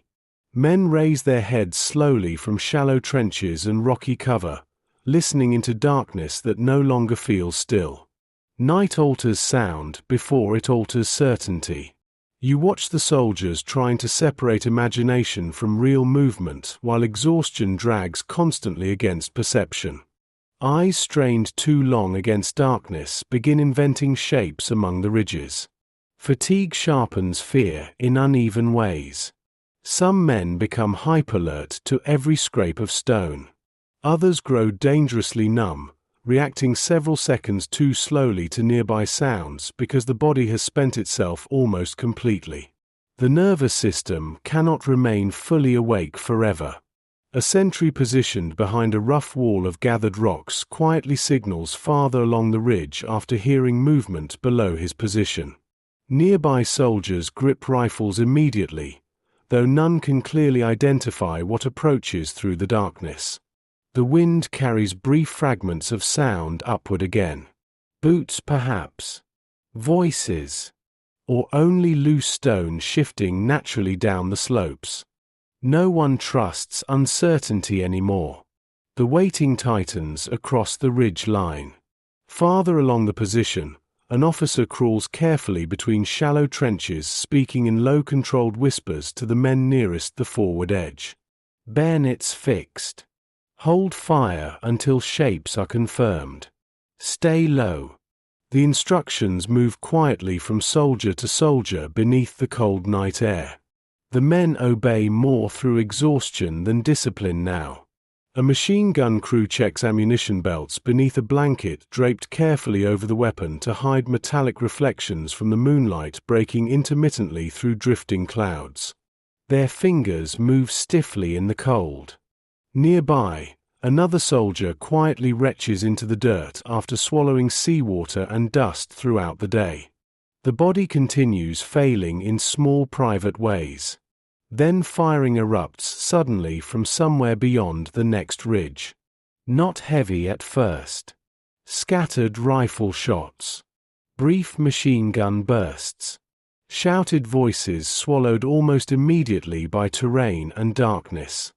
The sounds ripple unevenly through the gullies before fading again into uncertain silence. No one knows whether it is an attack. That uncertainty spreads faster than the firing itself. You watch soldiers flattening instinctively against shallow earthworks while officers attempt to determine whether movement is advancing toward their own positions or unfolding farther inland among entirely different units. Messengers move cautiously along the trenches carrying fragments of information already distorted by darkness and fear. One report claims Ottoman troops are probing the ridges nearby. Another insists the firing came from nervous soldiers shooting at shadows. Both may be true. The night refuses clean interpretation. Hours of exhaustion now collide against sudden renewed tension, producing a strange emotional numbness among many of the men. Earlier in the campaign, fear carried sharp intensity. Now it arrives dulled by fatigue. Bodies react automatically while thought struggles to keep pace. A private reloads his rifle 3 separate times before realizing it was already loaded. Nearby, another soldier has fallen asleep sitting upright despite the firing farther along the ridge. The corporal beside him finally shakes him awake with visible irritation softened immediately by pity. Everyone is approaching collapse together. The wind shifts again sometime after midnight, carrying colder air inland from the sea below. Men pull coats tighter around themselves while continuing to stare outward into darkness where visibility extends only a few yards beyond the trenches. Beyond that distance, Gallipoli becomes sound alone. Breathing. Movement. Occasional gunfire. The scrape of entrenching tools against stubborn earth. Because even now, through exhaustion and uncertainty, soldiers continue digging. The ridges demand permanence whether the invasion intended it or not. You begin understanding how quickly temporary positions become psychological shelter during campaigns like this. A shallow trench carved painfully into rocky ground over several exhausting hours begins feeling personal. Defensible. Necessary. Men memorize the shape of nearby stone and scrub because familiarity itself becomes comfort inside terrain otherwise defined by confusion. A soldier resting beside one trench line quietly traces the edge of the earthwork beside him with gloved fingers while staring into darkness ahead. The ground has become the only reliable thing he possesses. Farther downslope, stretcher teams continue moving wounded men toward the beaches beneath shielded lantern light. Their progress appears slow and ghost-like from the ridges above. Occasionally one lantern disappears entirely as the carriers descend through gullies and uneven terrain before re-emerging farther below. The invasion now exists across layers. The beaches unloading supplies through darkness. The slopes crowded with exhausted soldiers digging into stone. The higher ridges still occupied by defenders largely unseen. The ships offshore waiting beneath moonlit water. All of it connected through labor, fear, distance, and uncertainty stretching across the night. Toward the early hours before dawn, the firing gradually weakens again. Not because safety has returned, but because exhaustion has begun overwhelming both sides in waves. Silence spreads unevenly across the gullies while the wind moves softly through dry brush and disturbed earth. Some soldiers finally sleep properly despite the cold. Others remain awake staring toward the invisible ridges ahead, listening to Gallipoli breathe in darkness around them, understanding now that the invasion was never going to be a single violent landing followed by clear victory inland. It has become endurance instead. And morning is still coming. Dawn without resolution. The second dawn arrives slowly over Gallipoli, pale light spreading across exhausted ground that no longer resembles the clean invasion imagined aboard the transports before the landing. The ridges remain unresolved. Smoke lingers low in several gullies where firing continued intermittently through the night. Trenches dug hastily into stubborn earth now scar the slopes in uneven lines shaped more by desperation than design. Blankets stiff with dust and cold cover sleeping bodies curled against rocks and shallow embankments while sentries remain awake nearby staring toward higher ground still occupied by unseen defenders. The invasion wakes inside uncertainty instead of progress. You watch the men emerging gradually from shallow sleep beneath the growing light. Some sit upright immediately as though fear never fully loosened its grip during the night. Others move slowly, joints stiffened by cold stone, cramped positions, dehydration, and exhaustion accumulated across nearly 2 days without proper rest. The body now belongs partly to the terrain. A corporal rubs dirt from the bolt of his rifle before checking ammunition already dampened by dew and sweat. Nearby, another soldier studies his hands in the pale dawn light, flexing fingers swollen from climbing and digging. The simple act of gripping equipment has become painful now. Gallipoli wears men down through repetition. Not only through battle, but through continual exposure. Hard ground. Broken sleep, heavy packs, dry mouths, endless climbing interrupted by fear that never fully disappears even during silence. The second morning reveals how much the landscape has already changed them. Farther along the ridge, stretcher bearers moving through the early light pause beside a shallow trench crowded with sleeping soldiers before continuing downslope toward the beaches below. Their boots move carefully among bodies too exhausted to wake fully as they pass. The wounded continue accumulating faster than systems can absorb them. Below the ridges, the shoreline already stirs with renewed labor.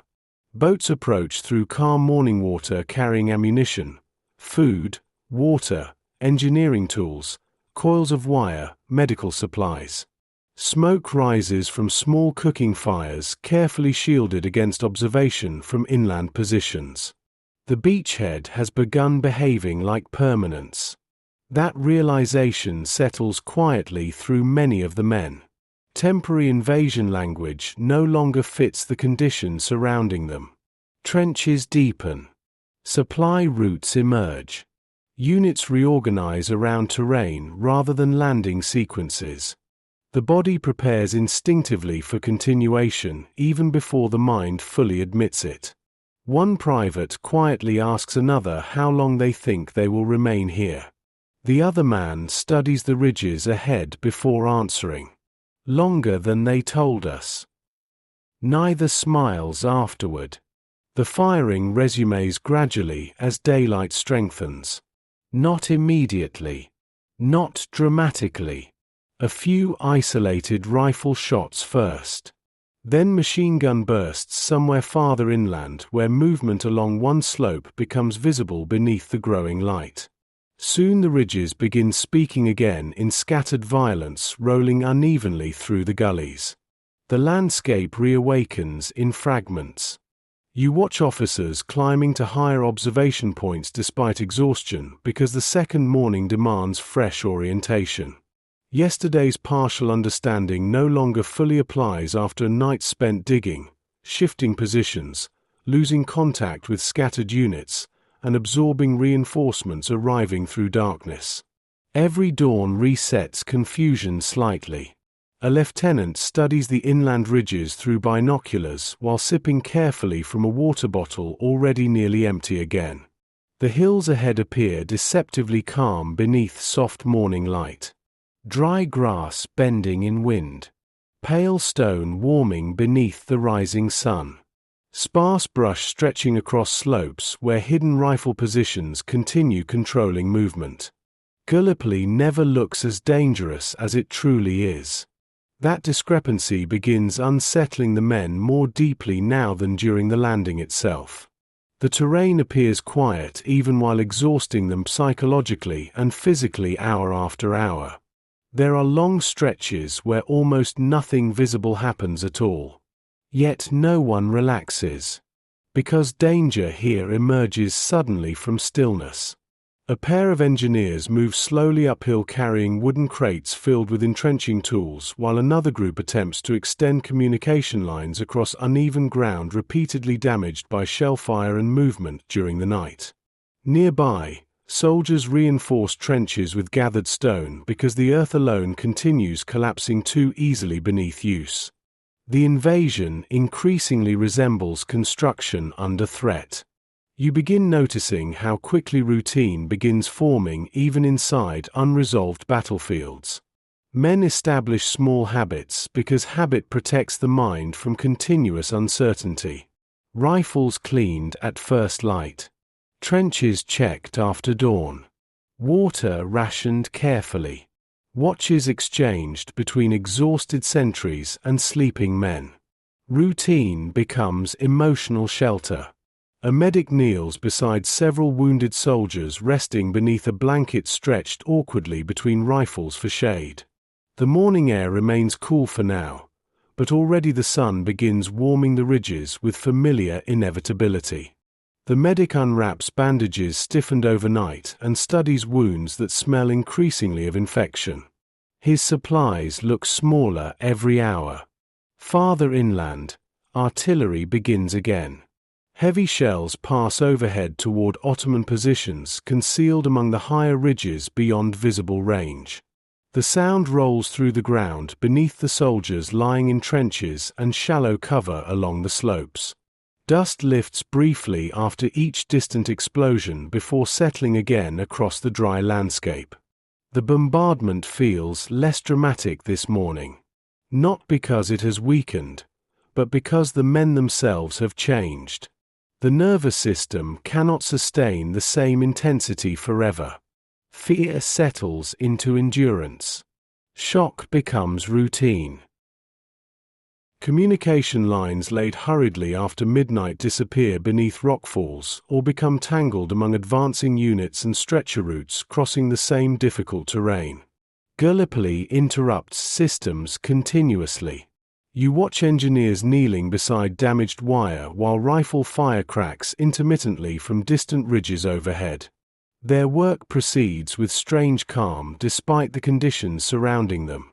One twists broken cable together carefully beneath drifting dust, while another studies the slope above through narrowed eyes, each time firing resumes inland. Repair becomes constant here. Not because structures collapse dramatically, but because the landscape slowly wears everything apart. Trenches erode. Boots fail. Water disappears faster than expected. Men themselves begin fraying under the repetition of exhaustion and uncertainty stretched across days that already feel much longer than they truly are. The body loses track of ordinary time first. A private resting beside a newly deepened trench asks another soldier what day of the week it is. The second man thinks for several moments before shaking his head quietly. Neither appears disturbed by the uncertainty. They simply return their attention toward the ridges ahead. Gallipoli measures time differently now. Through thirst. Through darkness.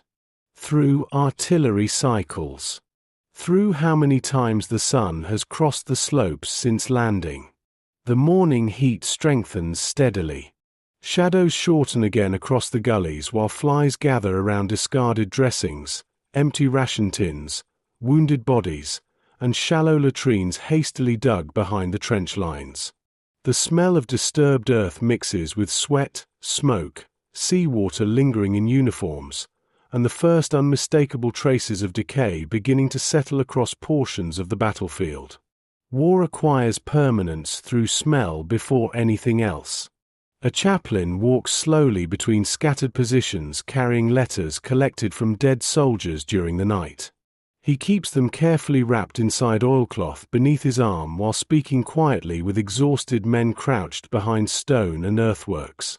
Some ask him whether reinforcements are coming. Others ask nothing at all. The waiting inside the campaign has changed once more now. During the landing, the men waited for battle to begin. During the climb, they waited for clarity and movement. Now they wait for definition itself. What exactly has been achieved? Whether the ridges ahead can truly be taken? How long the beaches below can sustain the growing accumulation of men and wounded? The invasion has become a condition instead of an event. You begin noticing how frequently soldiers stare back toward the sea now. Not from cowardice. From distance. The water represents scale and memory both. Offshore, the transports and warships still rest beyond the beaches beneath calm sunlight, appearing orderly and almost detached from the broken terrain above them. From the ridges, the fleet resembles another civilization entirely. One corporal watches the ships for several minutes before quietly remarking that the sea looks too peaceful for a place connected to this much suffering. No one answers because everyone understands the feeling immediately. Farther inland, rifle fire intensifies briefly after several scattered groups attempt another advance toward higher Ottoman positions concealed beyond a narrow ridgeline. The movement stalls almost immediately beneath concentrated fire descending from unseen trenches farther uphill. Men flatten themselves against dry ground once again. The same pattern returns. Advance. Pause. Wait. Listen. Try again. Gallipoli keeps folding movement back into endurance. A lieutenant crawls along the trench line distributing fresh ammunition while speaking to the men in low controlled tones meant as much to stabilize morale as provide instruction. Faces lift toward him briefly from beneath dust and sweat before lowering again toward rifles, firing slits, maps, canteens nearly empty already despite strict rationing. Everyone is calculating depletion now. Water, strength, patience, nerve. The campaign increasingly resembles an argument between human endurance and terrain itself. Below them, stretcher teams continue descending toward the beaches carrying wounded men through heat already approaching the intensity of the previous afternoon. Several bearers pause beside scrub and stone simply to catch breath before continuing downward again. Even gravity feels exhausting here. You watch one wounded private drifting in and out of consciousness while staring upward toward the brightening sky above the ridges. Dust clings to his eyelashes. His lips move slightly, though no words emerge clearly. Nearby, a medic presses fresh bandages against another soldier's leg wound while flies gather almost instantly against the cloth. The second day has begun, consuming bodies more slowly but more deeply. Morning shock has faded. Adrenaline has weakened. What remains now is sustained exposure. Hunger beginning to return unevenly. Thirst becoming constant. Sleep deprivation dulling thought. Fear settling into the muscles instead of erupting sharply through the nerves. Gallipoli is teaching the men how long warfare can last inside a single landscape.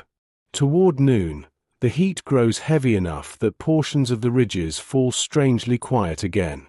Firing decreases not because danger has passed, but because exhaustion temporarily suppresses movement on both sides. Soldiers remain crouched inside trenches and shallow cover while cicadas begin sounding faintly through the dry brush between bursts of distant artillery. The natural world continues beside the invasion. And beneath the hardening sun above the ridges, the men slowly begin understanding that Gallipoli may not truly be a landing at all. It may become a place people remain trapped inside. The earth holds them. By the third phase of waiting, the men no longer speak about advancing inland as though it will happen quickly. Language changes first. Words like breakthrough and push begin disappearing from ordinary conversation along the ridges. In their place come smaller terms shaped by survival and endurance. Hold this line. Reinforce that trench. Bring water forward. Wait until dark. Watch the ridge beyond the scrub. Gallipoli has reduced ambition into maintenance. You watch soldiers moving through trench lines and rocky cover with a slower rhythm of men beginning to understand they must preserve energy instead of spend it. Earlier in the campaign, bodies moved through adrenaline and confusion. Now movement becomes economical. Every climb is measured. Every trip downslope toward supply positions carries visible calculation. The terrain punishes unnecessary effort too severely.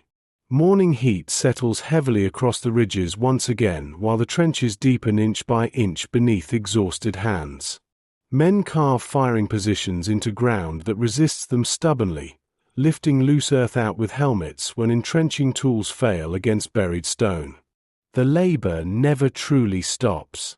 Even during silence. Even beneath artillery.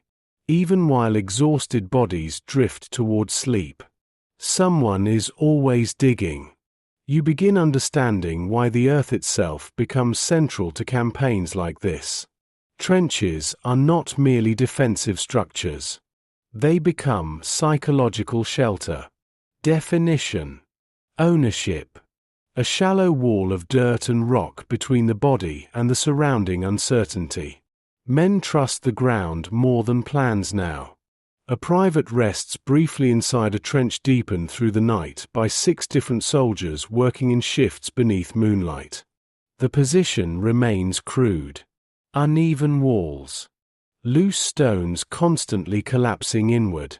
Yet he leans against it with visible relief after crossing exposed ground farther downslope. The trench may not stop bullets fully, but it gives shape to fear.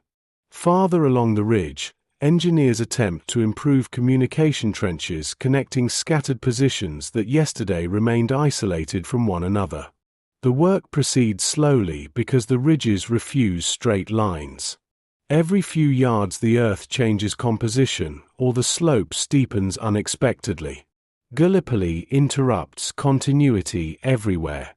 A corporal carrying timber supports uphill pauses repeatedly to catch breath beneath the strengthening sun. Sweat darkens the cloth wrapping his neck against dust and heat. Nearby, Another soldier has removed his tunic entirely while digging despite regulations because the heat inside the trenches has become nearly unbearable by midday. The body is losing its formality.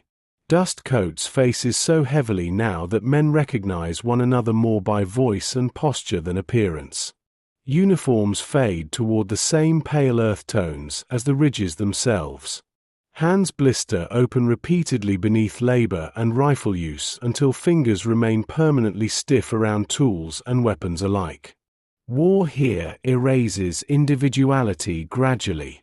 You watch officers adapting alongside the men in quieter ways than many expected. Maps remain present, but increasingly secondary to lived familiarity with particular ridges, gullies, and patches of scrub. Commanders speak less about broad objectives and more about terrain specifics. That rocky slope. The trench near the dead tree. The ridge overlooking the beach path. Gallipoli forces strategy downward into geography. Farther inland, Ottoman rifle positions continue firing intermittently from concealed higher ground. The defenders rarely expose themselves clearly enough for decisive engagement. Instead, they remain partially hidden inside folds of earth and scrub while the men below wait for movement that often never fully appears. The uncertainty remains exhausting because it cannot resolve itself cleanly. A section attempting to carry ammunition farther uphill suddenly drops behind cover after several rounds crack overhead from unseen positions. The men remain motionless for nearly 10 minutes afterward, listening into silence before cautiously resuming movement again. Waiting has become instinctive now. The nervous system expects interruption continuously. Below the ridges, the beaches grow more crowded each day. Supplies accumulate faster than transport routes can clear them inland. Water barrels stand beside ammunition stacks beneath canvas shelters and drifting flies. Horses struggle through soft sand hauling carts overloaded with tools, stretchers, food, and artillery shells. The invasion increasingly resembles construction beside catastrophe. You've been part of echoes of war, where stories rise on quiet wings, and the past still circles above us, refusing to land. You can feel morale stabilizing unevenly despite worsening conditions. Not improving exactly, but settling into something sustainable enough for survival. Men no longer react to every rifle shot with sharp fear. Artillery becomes part of the environment rather than a separate event. Bodies adapt because they must. Adaptation itself becomes unsettling. A medic cleaning instruments beside a shallow aid station dug into the slope pauses briefly to study the ridges ahead while flies gather around blood-darkened bandages nearby. He looks neither shocked nor frightened anymore, only tired beyond language. The campaign has begun stripping emotion toward essentials.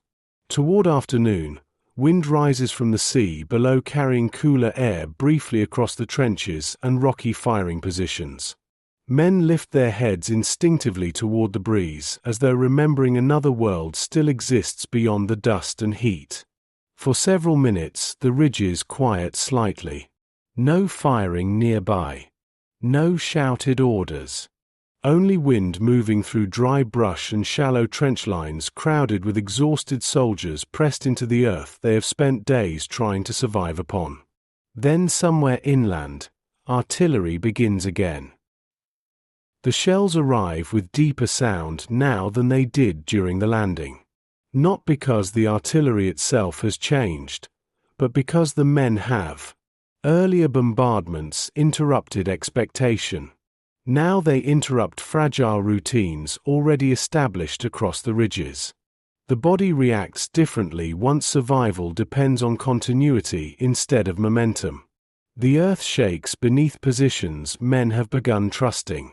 You watch soldiers flatten instinctively inside trenches while dust lifts from the walls around them in pale drifting clouds.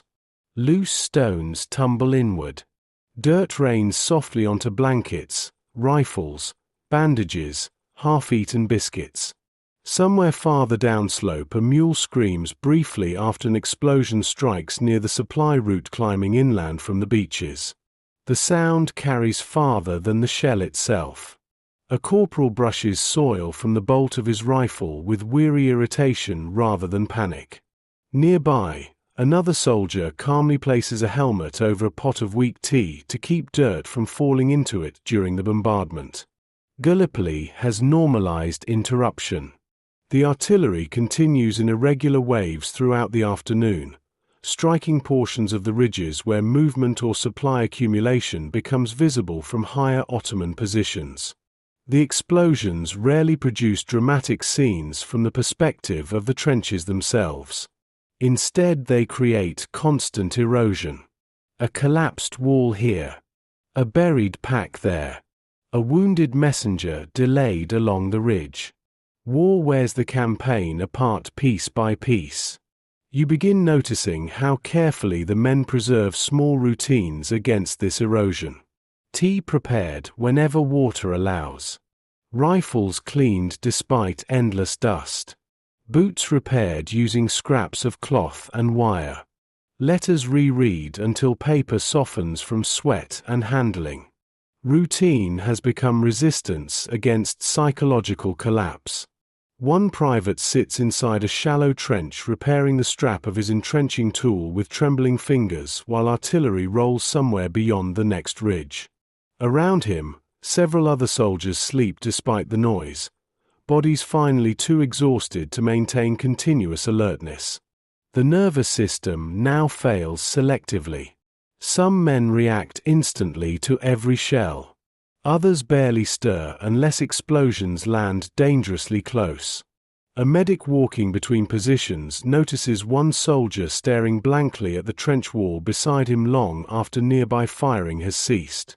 The medic asks whether he is wounded. The soldier answers after several seconds, "Just tired." But the answer contains more than fatigue. Gallipoli drains emotional distinction from experience. Hunger merges with exhaustion. Fear merges with routine. Days merge together beneath dust, heat, interrupted sleep, and the endless geography of ridges refusing resolution.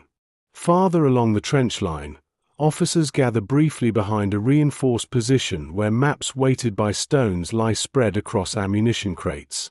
Their conversation remains low and practical. Water shortages.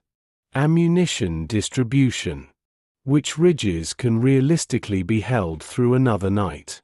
No one speaks of decisive victory anymore. The campaign has narrowed toward endurance management. You watch a messenger arrive breathless after crossing exposed ground between scattered positions farther inland. Dust coats his face so heavily that only the whites of his eyes remain distinct. He delivers a short verbal report before crouching immediately into shade beside the trench wall, chest rising hard beneath sweat-darkened cloth. Even information arrives exhausted now. Below them, the beaches shimmer beneath harsh afternoon light while ships offshore continue unloading supplies through relentless repetition. Crates lifted. Water rolled inland. Stretchers carried down. Fresh troops climbing upward through the same gullies already crowded with wounded men descending slowly toward the shoreline. The invasion feeds itself continuously now. Not through dramatic reinforcement, but through accumulation. More bodies. More trenches. More ammunition.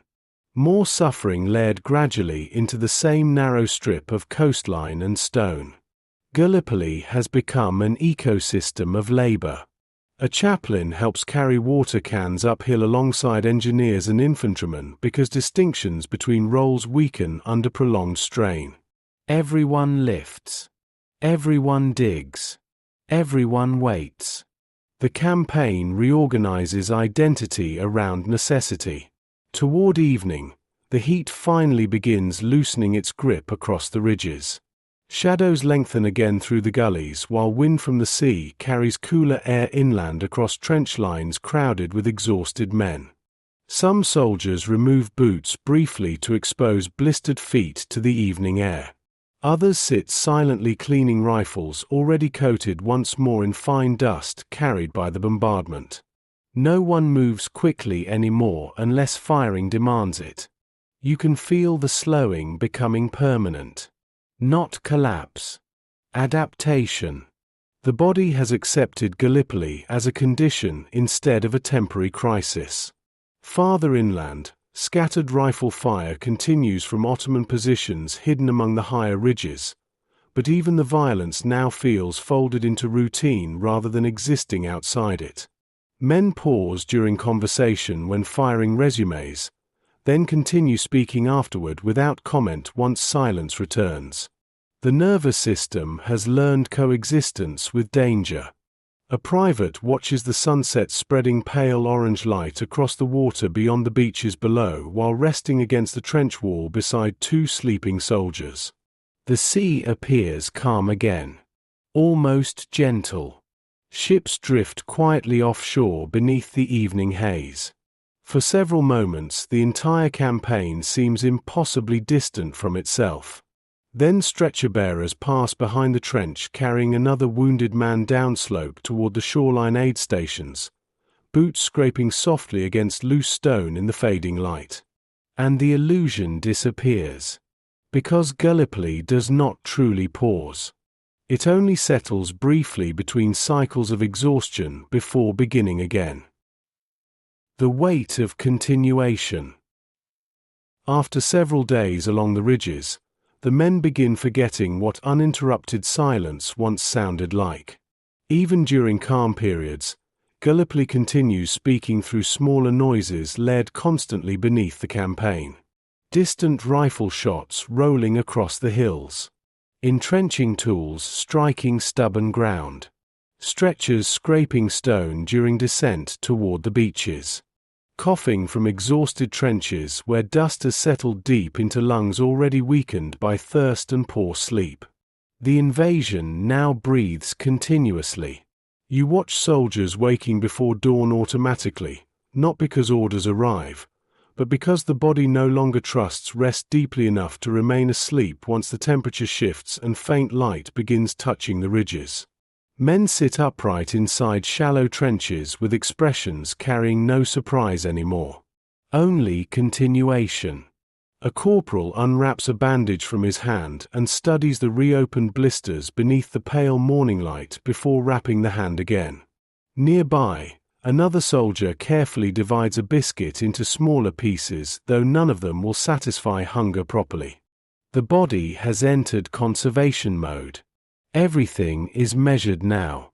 Water, movement, energy, hope. Gallipoli has taught the men that waste carries consequences extending beyond comfort into survival itself. The trenches deepen slowly each day despite exhaustion because no one fully trusts the ridges to remain quiet for long.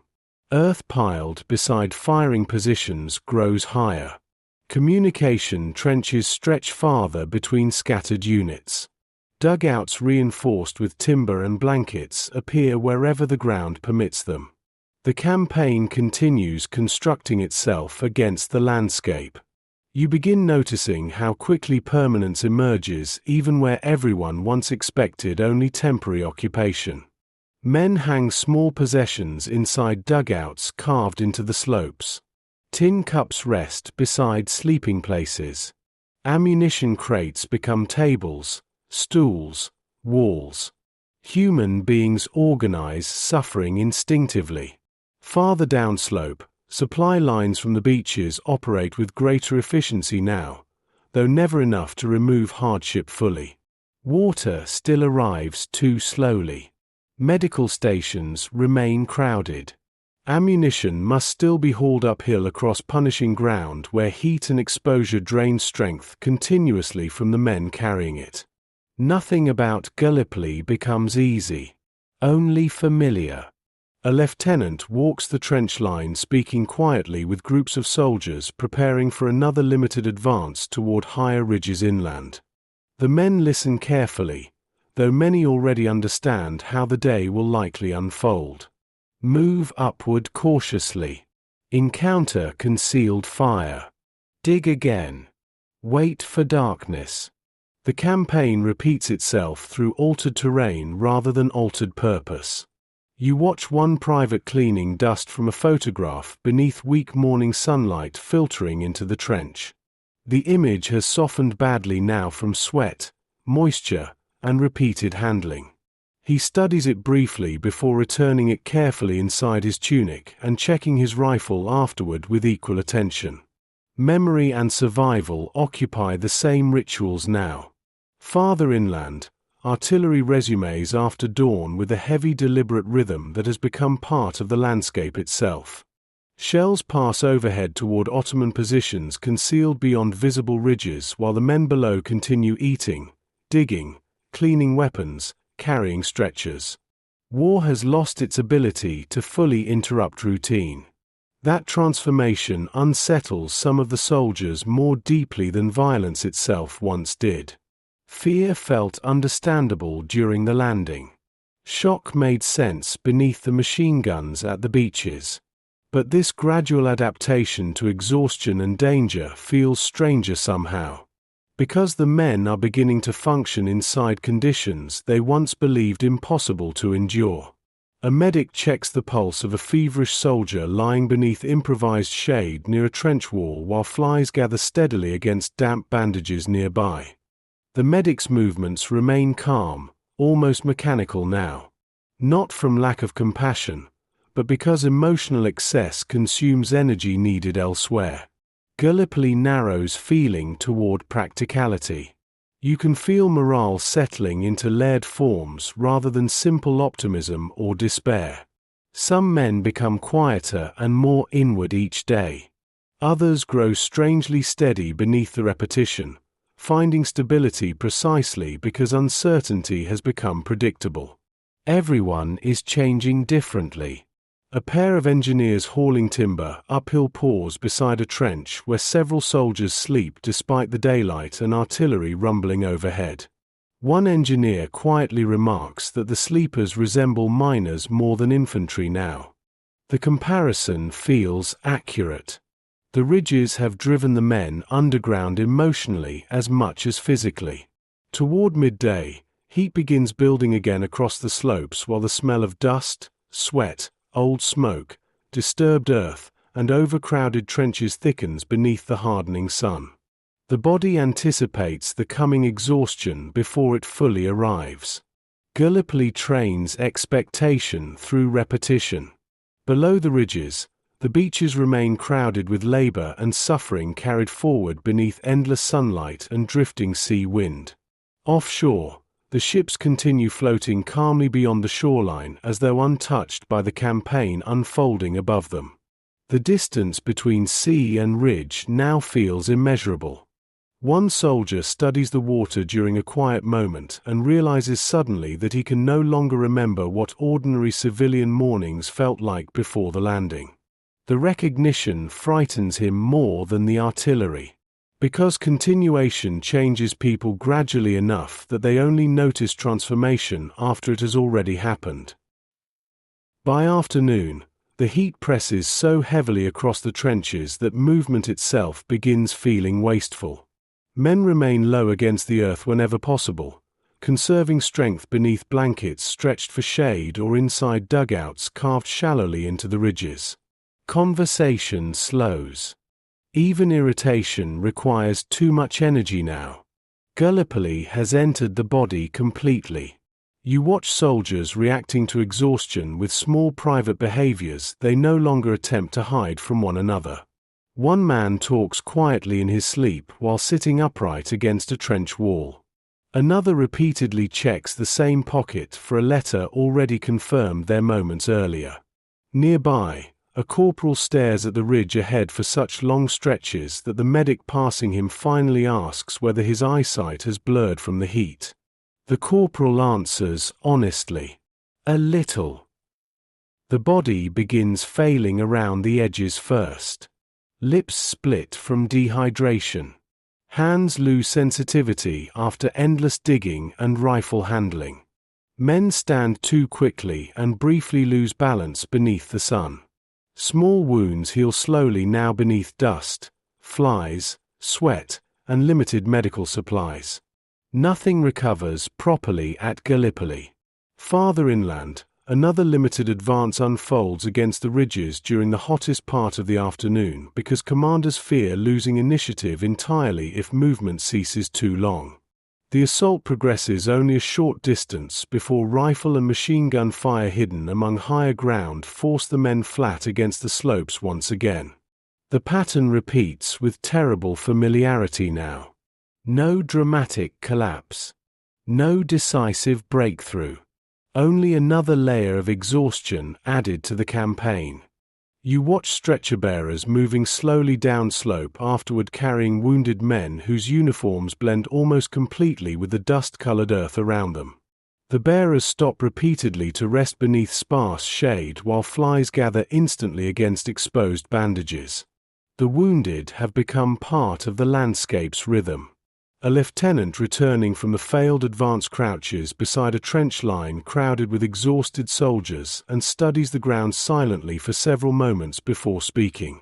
Dust coats his face so heavily that only the moisture around his eyes reveals how much sweat he has lost during the climb. No one asks whether the attack succeeded. The answer is already visible in his posture. You begin understanding how Gallipoli reshapes emotional expectation through repetition. Men stop waiting for decisive moments. Instead, they measure success through smaller survivals. Another water delivery arriving intact. A trench surviving bombardment. A wounded friend still breathing by nightfall. The scale of hope contracts. Farther down the trench line, several soldiers quietly share stories from civilian life not because nostalgia comforts them fully, but because ordinary memory requires less energy than discussing the campaign itself.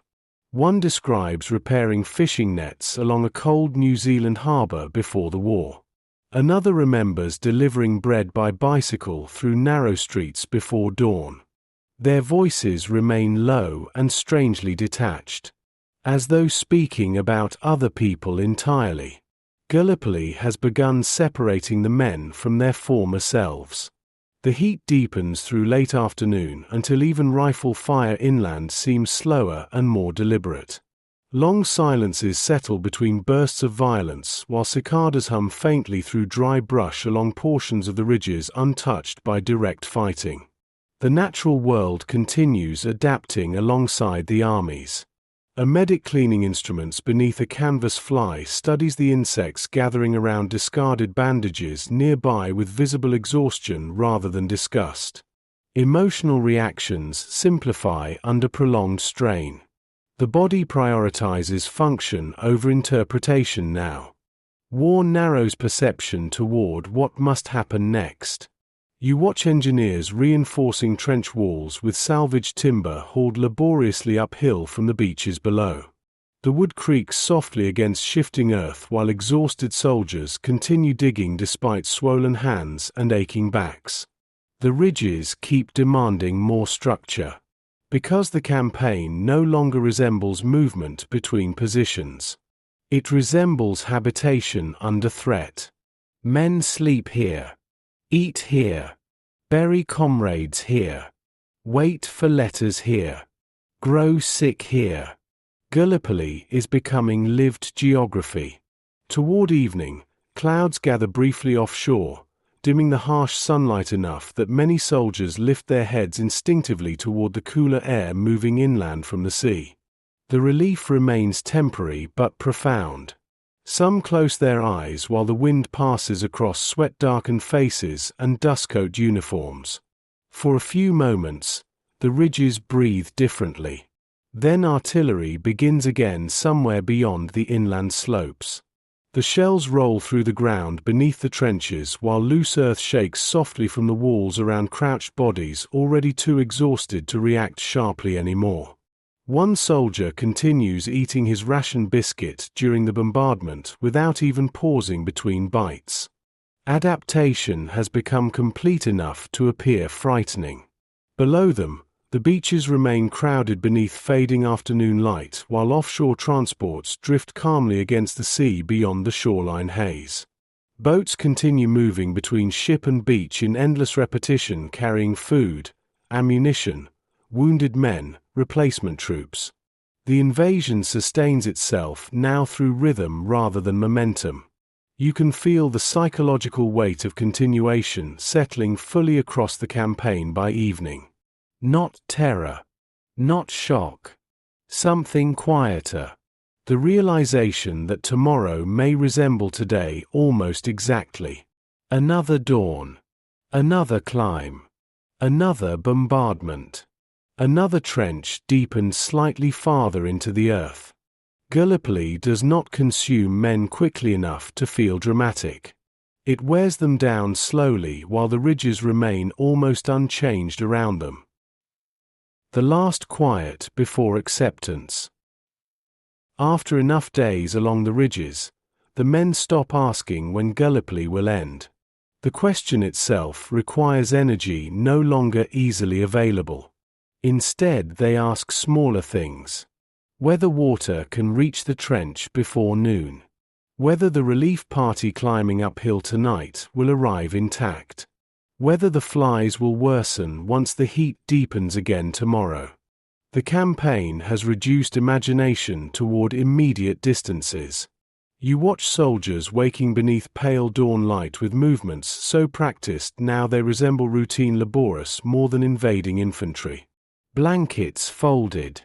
Rifles checked. Trenches inspected for collapse after the night wind loosened dry earth along the walls.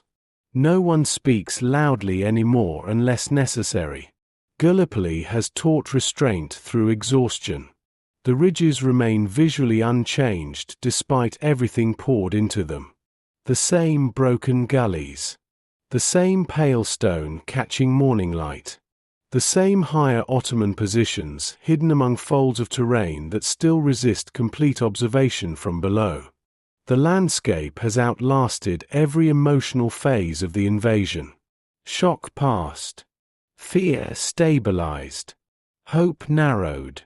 But the ridges continue existing with indifferent permanence. A corporal walks slowly along the trench line carrying tea brewed from water tasting faintly of canvas and metal storage drums. The men accept the cups silently, warming stiff fingers against the heat rising from the tin despite the coming temperature already building beneath the dawn. Small comforts now carry enormous weight. One soldier closes his eyes briefly after the first swallow. Not because the tea tastes good. Because it tastes familiar. You begin understanding how deeply the men have changed beneath the repetition of Gallipoli. Earlier they reacted emotionally to conditions surrounding them. Now they absorb those conditions almost automatically. Bodies duck before shells land nearby. Hands secure equipment without conscious thought. Men sleep through distant rifle fire yet wake instantly when boots approach the trench line after dark. The nervous system has rewritten itself around survival. Farther downslope, stretcher teams continue their endless movement between ridges and beaches while engineers reinforce supply routes carved gradually into the hillsides through constant use. The invasion no longer resembles an operation unfolding toward resolution. It resembles a machine built to continue enduring itself. A lieutenant studies casualty lists beside a trench reinforced with timber and gathered stone. The paper shifts slightly in the morning wind while artillery sounds roll faintly inland beyond visible ridges. Around him, soldiers clean rifles and repair torn uniforms with the calm focus of men preserving tools rather than identities. War has become maintenance. The waiting inside the campaign has transformed one final time now. Earlier the men waited for battle. Then for clarity. Then for survival. Now they wait for acceptance. Not surrender. Not defeat. Acceptance that Gallipoli may continue indefinitely through cycles of heat, digging, bombardment, thirst, and exhausted dawns repeating across the same narrow ridges beside the sea. The realization arrives quietly.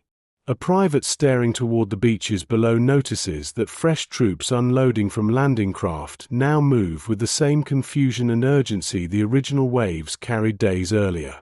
He watches them begin the climb inland beneath overloaded packs and uncertain officers.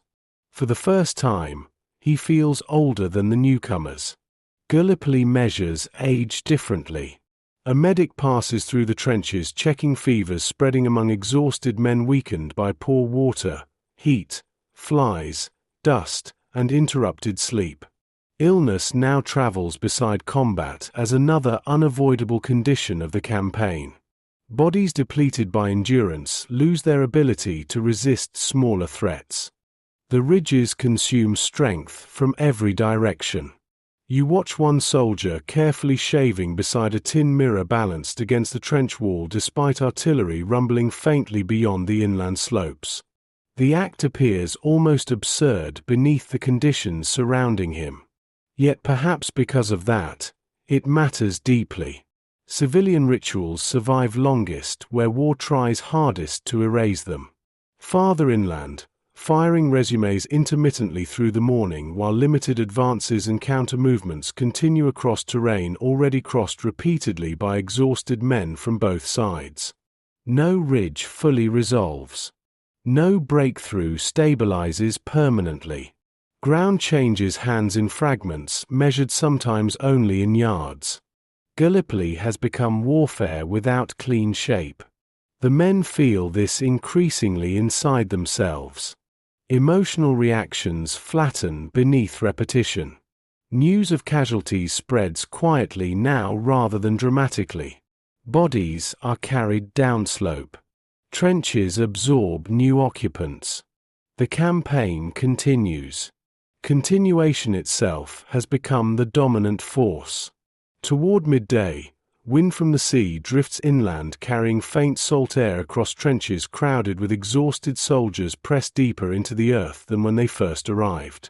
Many now move instinctively toward shade before the heat fully arrives, conserving strength against another predictable afternoon. Prediction has replaced uncertainty. And strangely, that certainty feels heavier than fear once did. Because the men now understand the true nature of Gallipoli. Not a single terrible day. Not one violent landing beneath machine guns. But the long slow acceptance of remaining trapped between sea and stone while the body gradually adapts to conditions it should never have been forced to endure. By evening, the ridges settle once more into the familiar rhythm that now governs nearly every hour of the campaign. Firing weakens with the fading light. Supply parties begin climbing inland. Water is rationed carefully between trench lines. The exhausted attempt sleep before the night interrupts them again. Gallipoli repeats itself with terrible patience. You watch the men moving through routines that would have seemed unimaginable during the first hours offshore before the landing. A corporal calmly cleans dried blood from a trench shovel before using it again to deepen the firing step beside his position. Nearby, another soldier repairs torn boot leather using wire stripped from damaged communication lines. War has folded everything into utility now. The ridges no longer separate clearly between combat and ordinary labor. Digging, carrying water, burying the dead, repairing trenches, reinforcing walls against collapse, all of it exists beside rifle fire and artillery as part of the same continuous condition. The campaign survives through maintenance more than momentum. A chaplain sits quietly beside several soldiers eating evening rations beneath dim lantern light carefully shielded from observation beyond the trench walls. No one speaks much. The men chew slowly through dry food softened with precious water while wind from the sea cools the ridges after another day of heat. Exhaustion has made silence companionable. Farther downslope, stretcher teams continue descending toward overcrowded aid stations near the beaches. Their lanterns move through darkness like slow drifting stars crossing the gullies below. The wounded travel quietly now compared to the first chaotic hours after the landing. Pain itself has grown tired. You begin noticing how completely Gallipoli has altered the men's relationship with time. Civilian life once divided days through clocks, meals, schedules, destinations. Here time moves through bodily conditions and environmental cycles. Morning cold, noon heat, evening bombardment, night digging, dawn again. The ridges have become the calendar. A lieutenant walks the trench line carrying new orders folded inside damp paper softened by sweat and handling. He delivers the instructions calmly to section leaders gathered beneath dim light while artillery rolls faintly somewhere beyond the inland slopes. Another limited advance tomorrow. Another ridge to pressure. Another attempt to gain ground measured barely beyond visibility. No one reacts dramatically, because everyone already understands what tomorrow will feel like long before it arrives. A soldier resting against the trench wall quietly asks whether anyone believes the ridges ahead can truly be taken.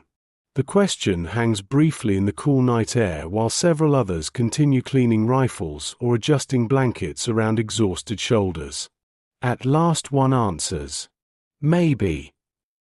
But the word carries no conviction, only endurance. Gallipoli has stripped certainty from language itself. The men now speak carefully because the campaign punishes prediction too consistently. Optimism feels dangerous. Despair feels exhausting. Most settle instead into a quieter emotional state built around continuation. You survive the next hour, then the next climb, then the next night. The body narrows life into manageable distances. Farther inland, scattered rifle fire cracks intermittently across the darkened ridges while Ottoman positions remain largely hidden beyond folds of terrain now deeply familiar to the men below. The defenders have become almost environmental in the minds of many soldiers. Less visible individuals than part of the landscape itself. Stone, scrub, machine guns, ridges. Gallipoli merges all opposition into geography. A medic wraps fresh bandages around a soldier's infected hand beneath the weak glow of a lantern balanced carefully inside the trench.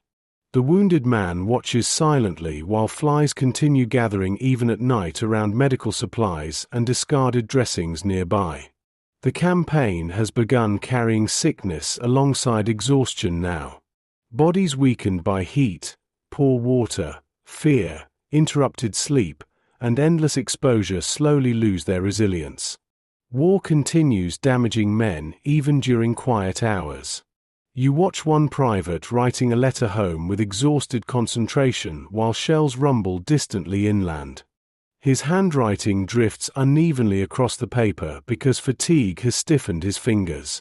Several times he stops entirely, staring at the blank space remaining as though uncertain how to translate Gallipoli into ordinary language. Eventually he folds the unfinished letter away. Some conditions resist explanation. The night deepens gradually across the ridges while the sea below reflects faint moonlight beyond crowded beaches still unloading supplies through darkness. Offshore transports drift almost motionless against the horizon haze, calm enough to appear detached from the suffering continuing above them. The distance between ship and trench now feels spiritual as much as physical. Toward midnight, the wind strengthens slightly across the slopes carrying cooler air inland through trench lines crowded with sleeping bodies, wounded men, half-finished letters, stacked rifles, empty water tins, and the exhausted routines of armies settling deeper into the earth each passing day. Gallipoli has finally transformed the invasion completely. No longer a landing. No longer an operation. No longer even a battle in the ordinary sense. It has become a condition of existence. And beneath the cold stars above the ridges, the men slowly begin accepting that survival here may depend less on courage than on the quiet ability to continue waking each morning beneath the same unchanging hills beside the sea. The cliffs remain. Years later, the cliffs still rise above the water exactly as they did before the first boats approached through darkness. Wind moves through the scrub. Waves strike the shoreline beneath pale morning light. Gulls circle above the ridges where trenches once cut through the earth in hurried, uncertain lines. The landscape continues existing with the same immense patience that once confronted exhausted men climbing inland beneath packs, rifles, fear, and thirst. Gallipoli remembers differently than people do. The campaign ended long ago. Ships departed. Trenches collapsed slowly beneath rain and erosion. Rust buried itself beneath stone and grass. Names faded from temporary markers placed along the ridges during the worst days of exhaustion and confusion. But the terrain still carries the shape of waiting. You can stand along those slopes now and feel how the land compresses distance. How the ridges conceal one another.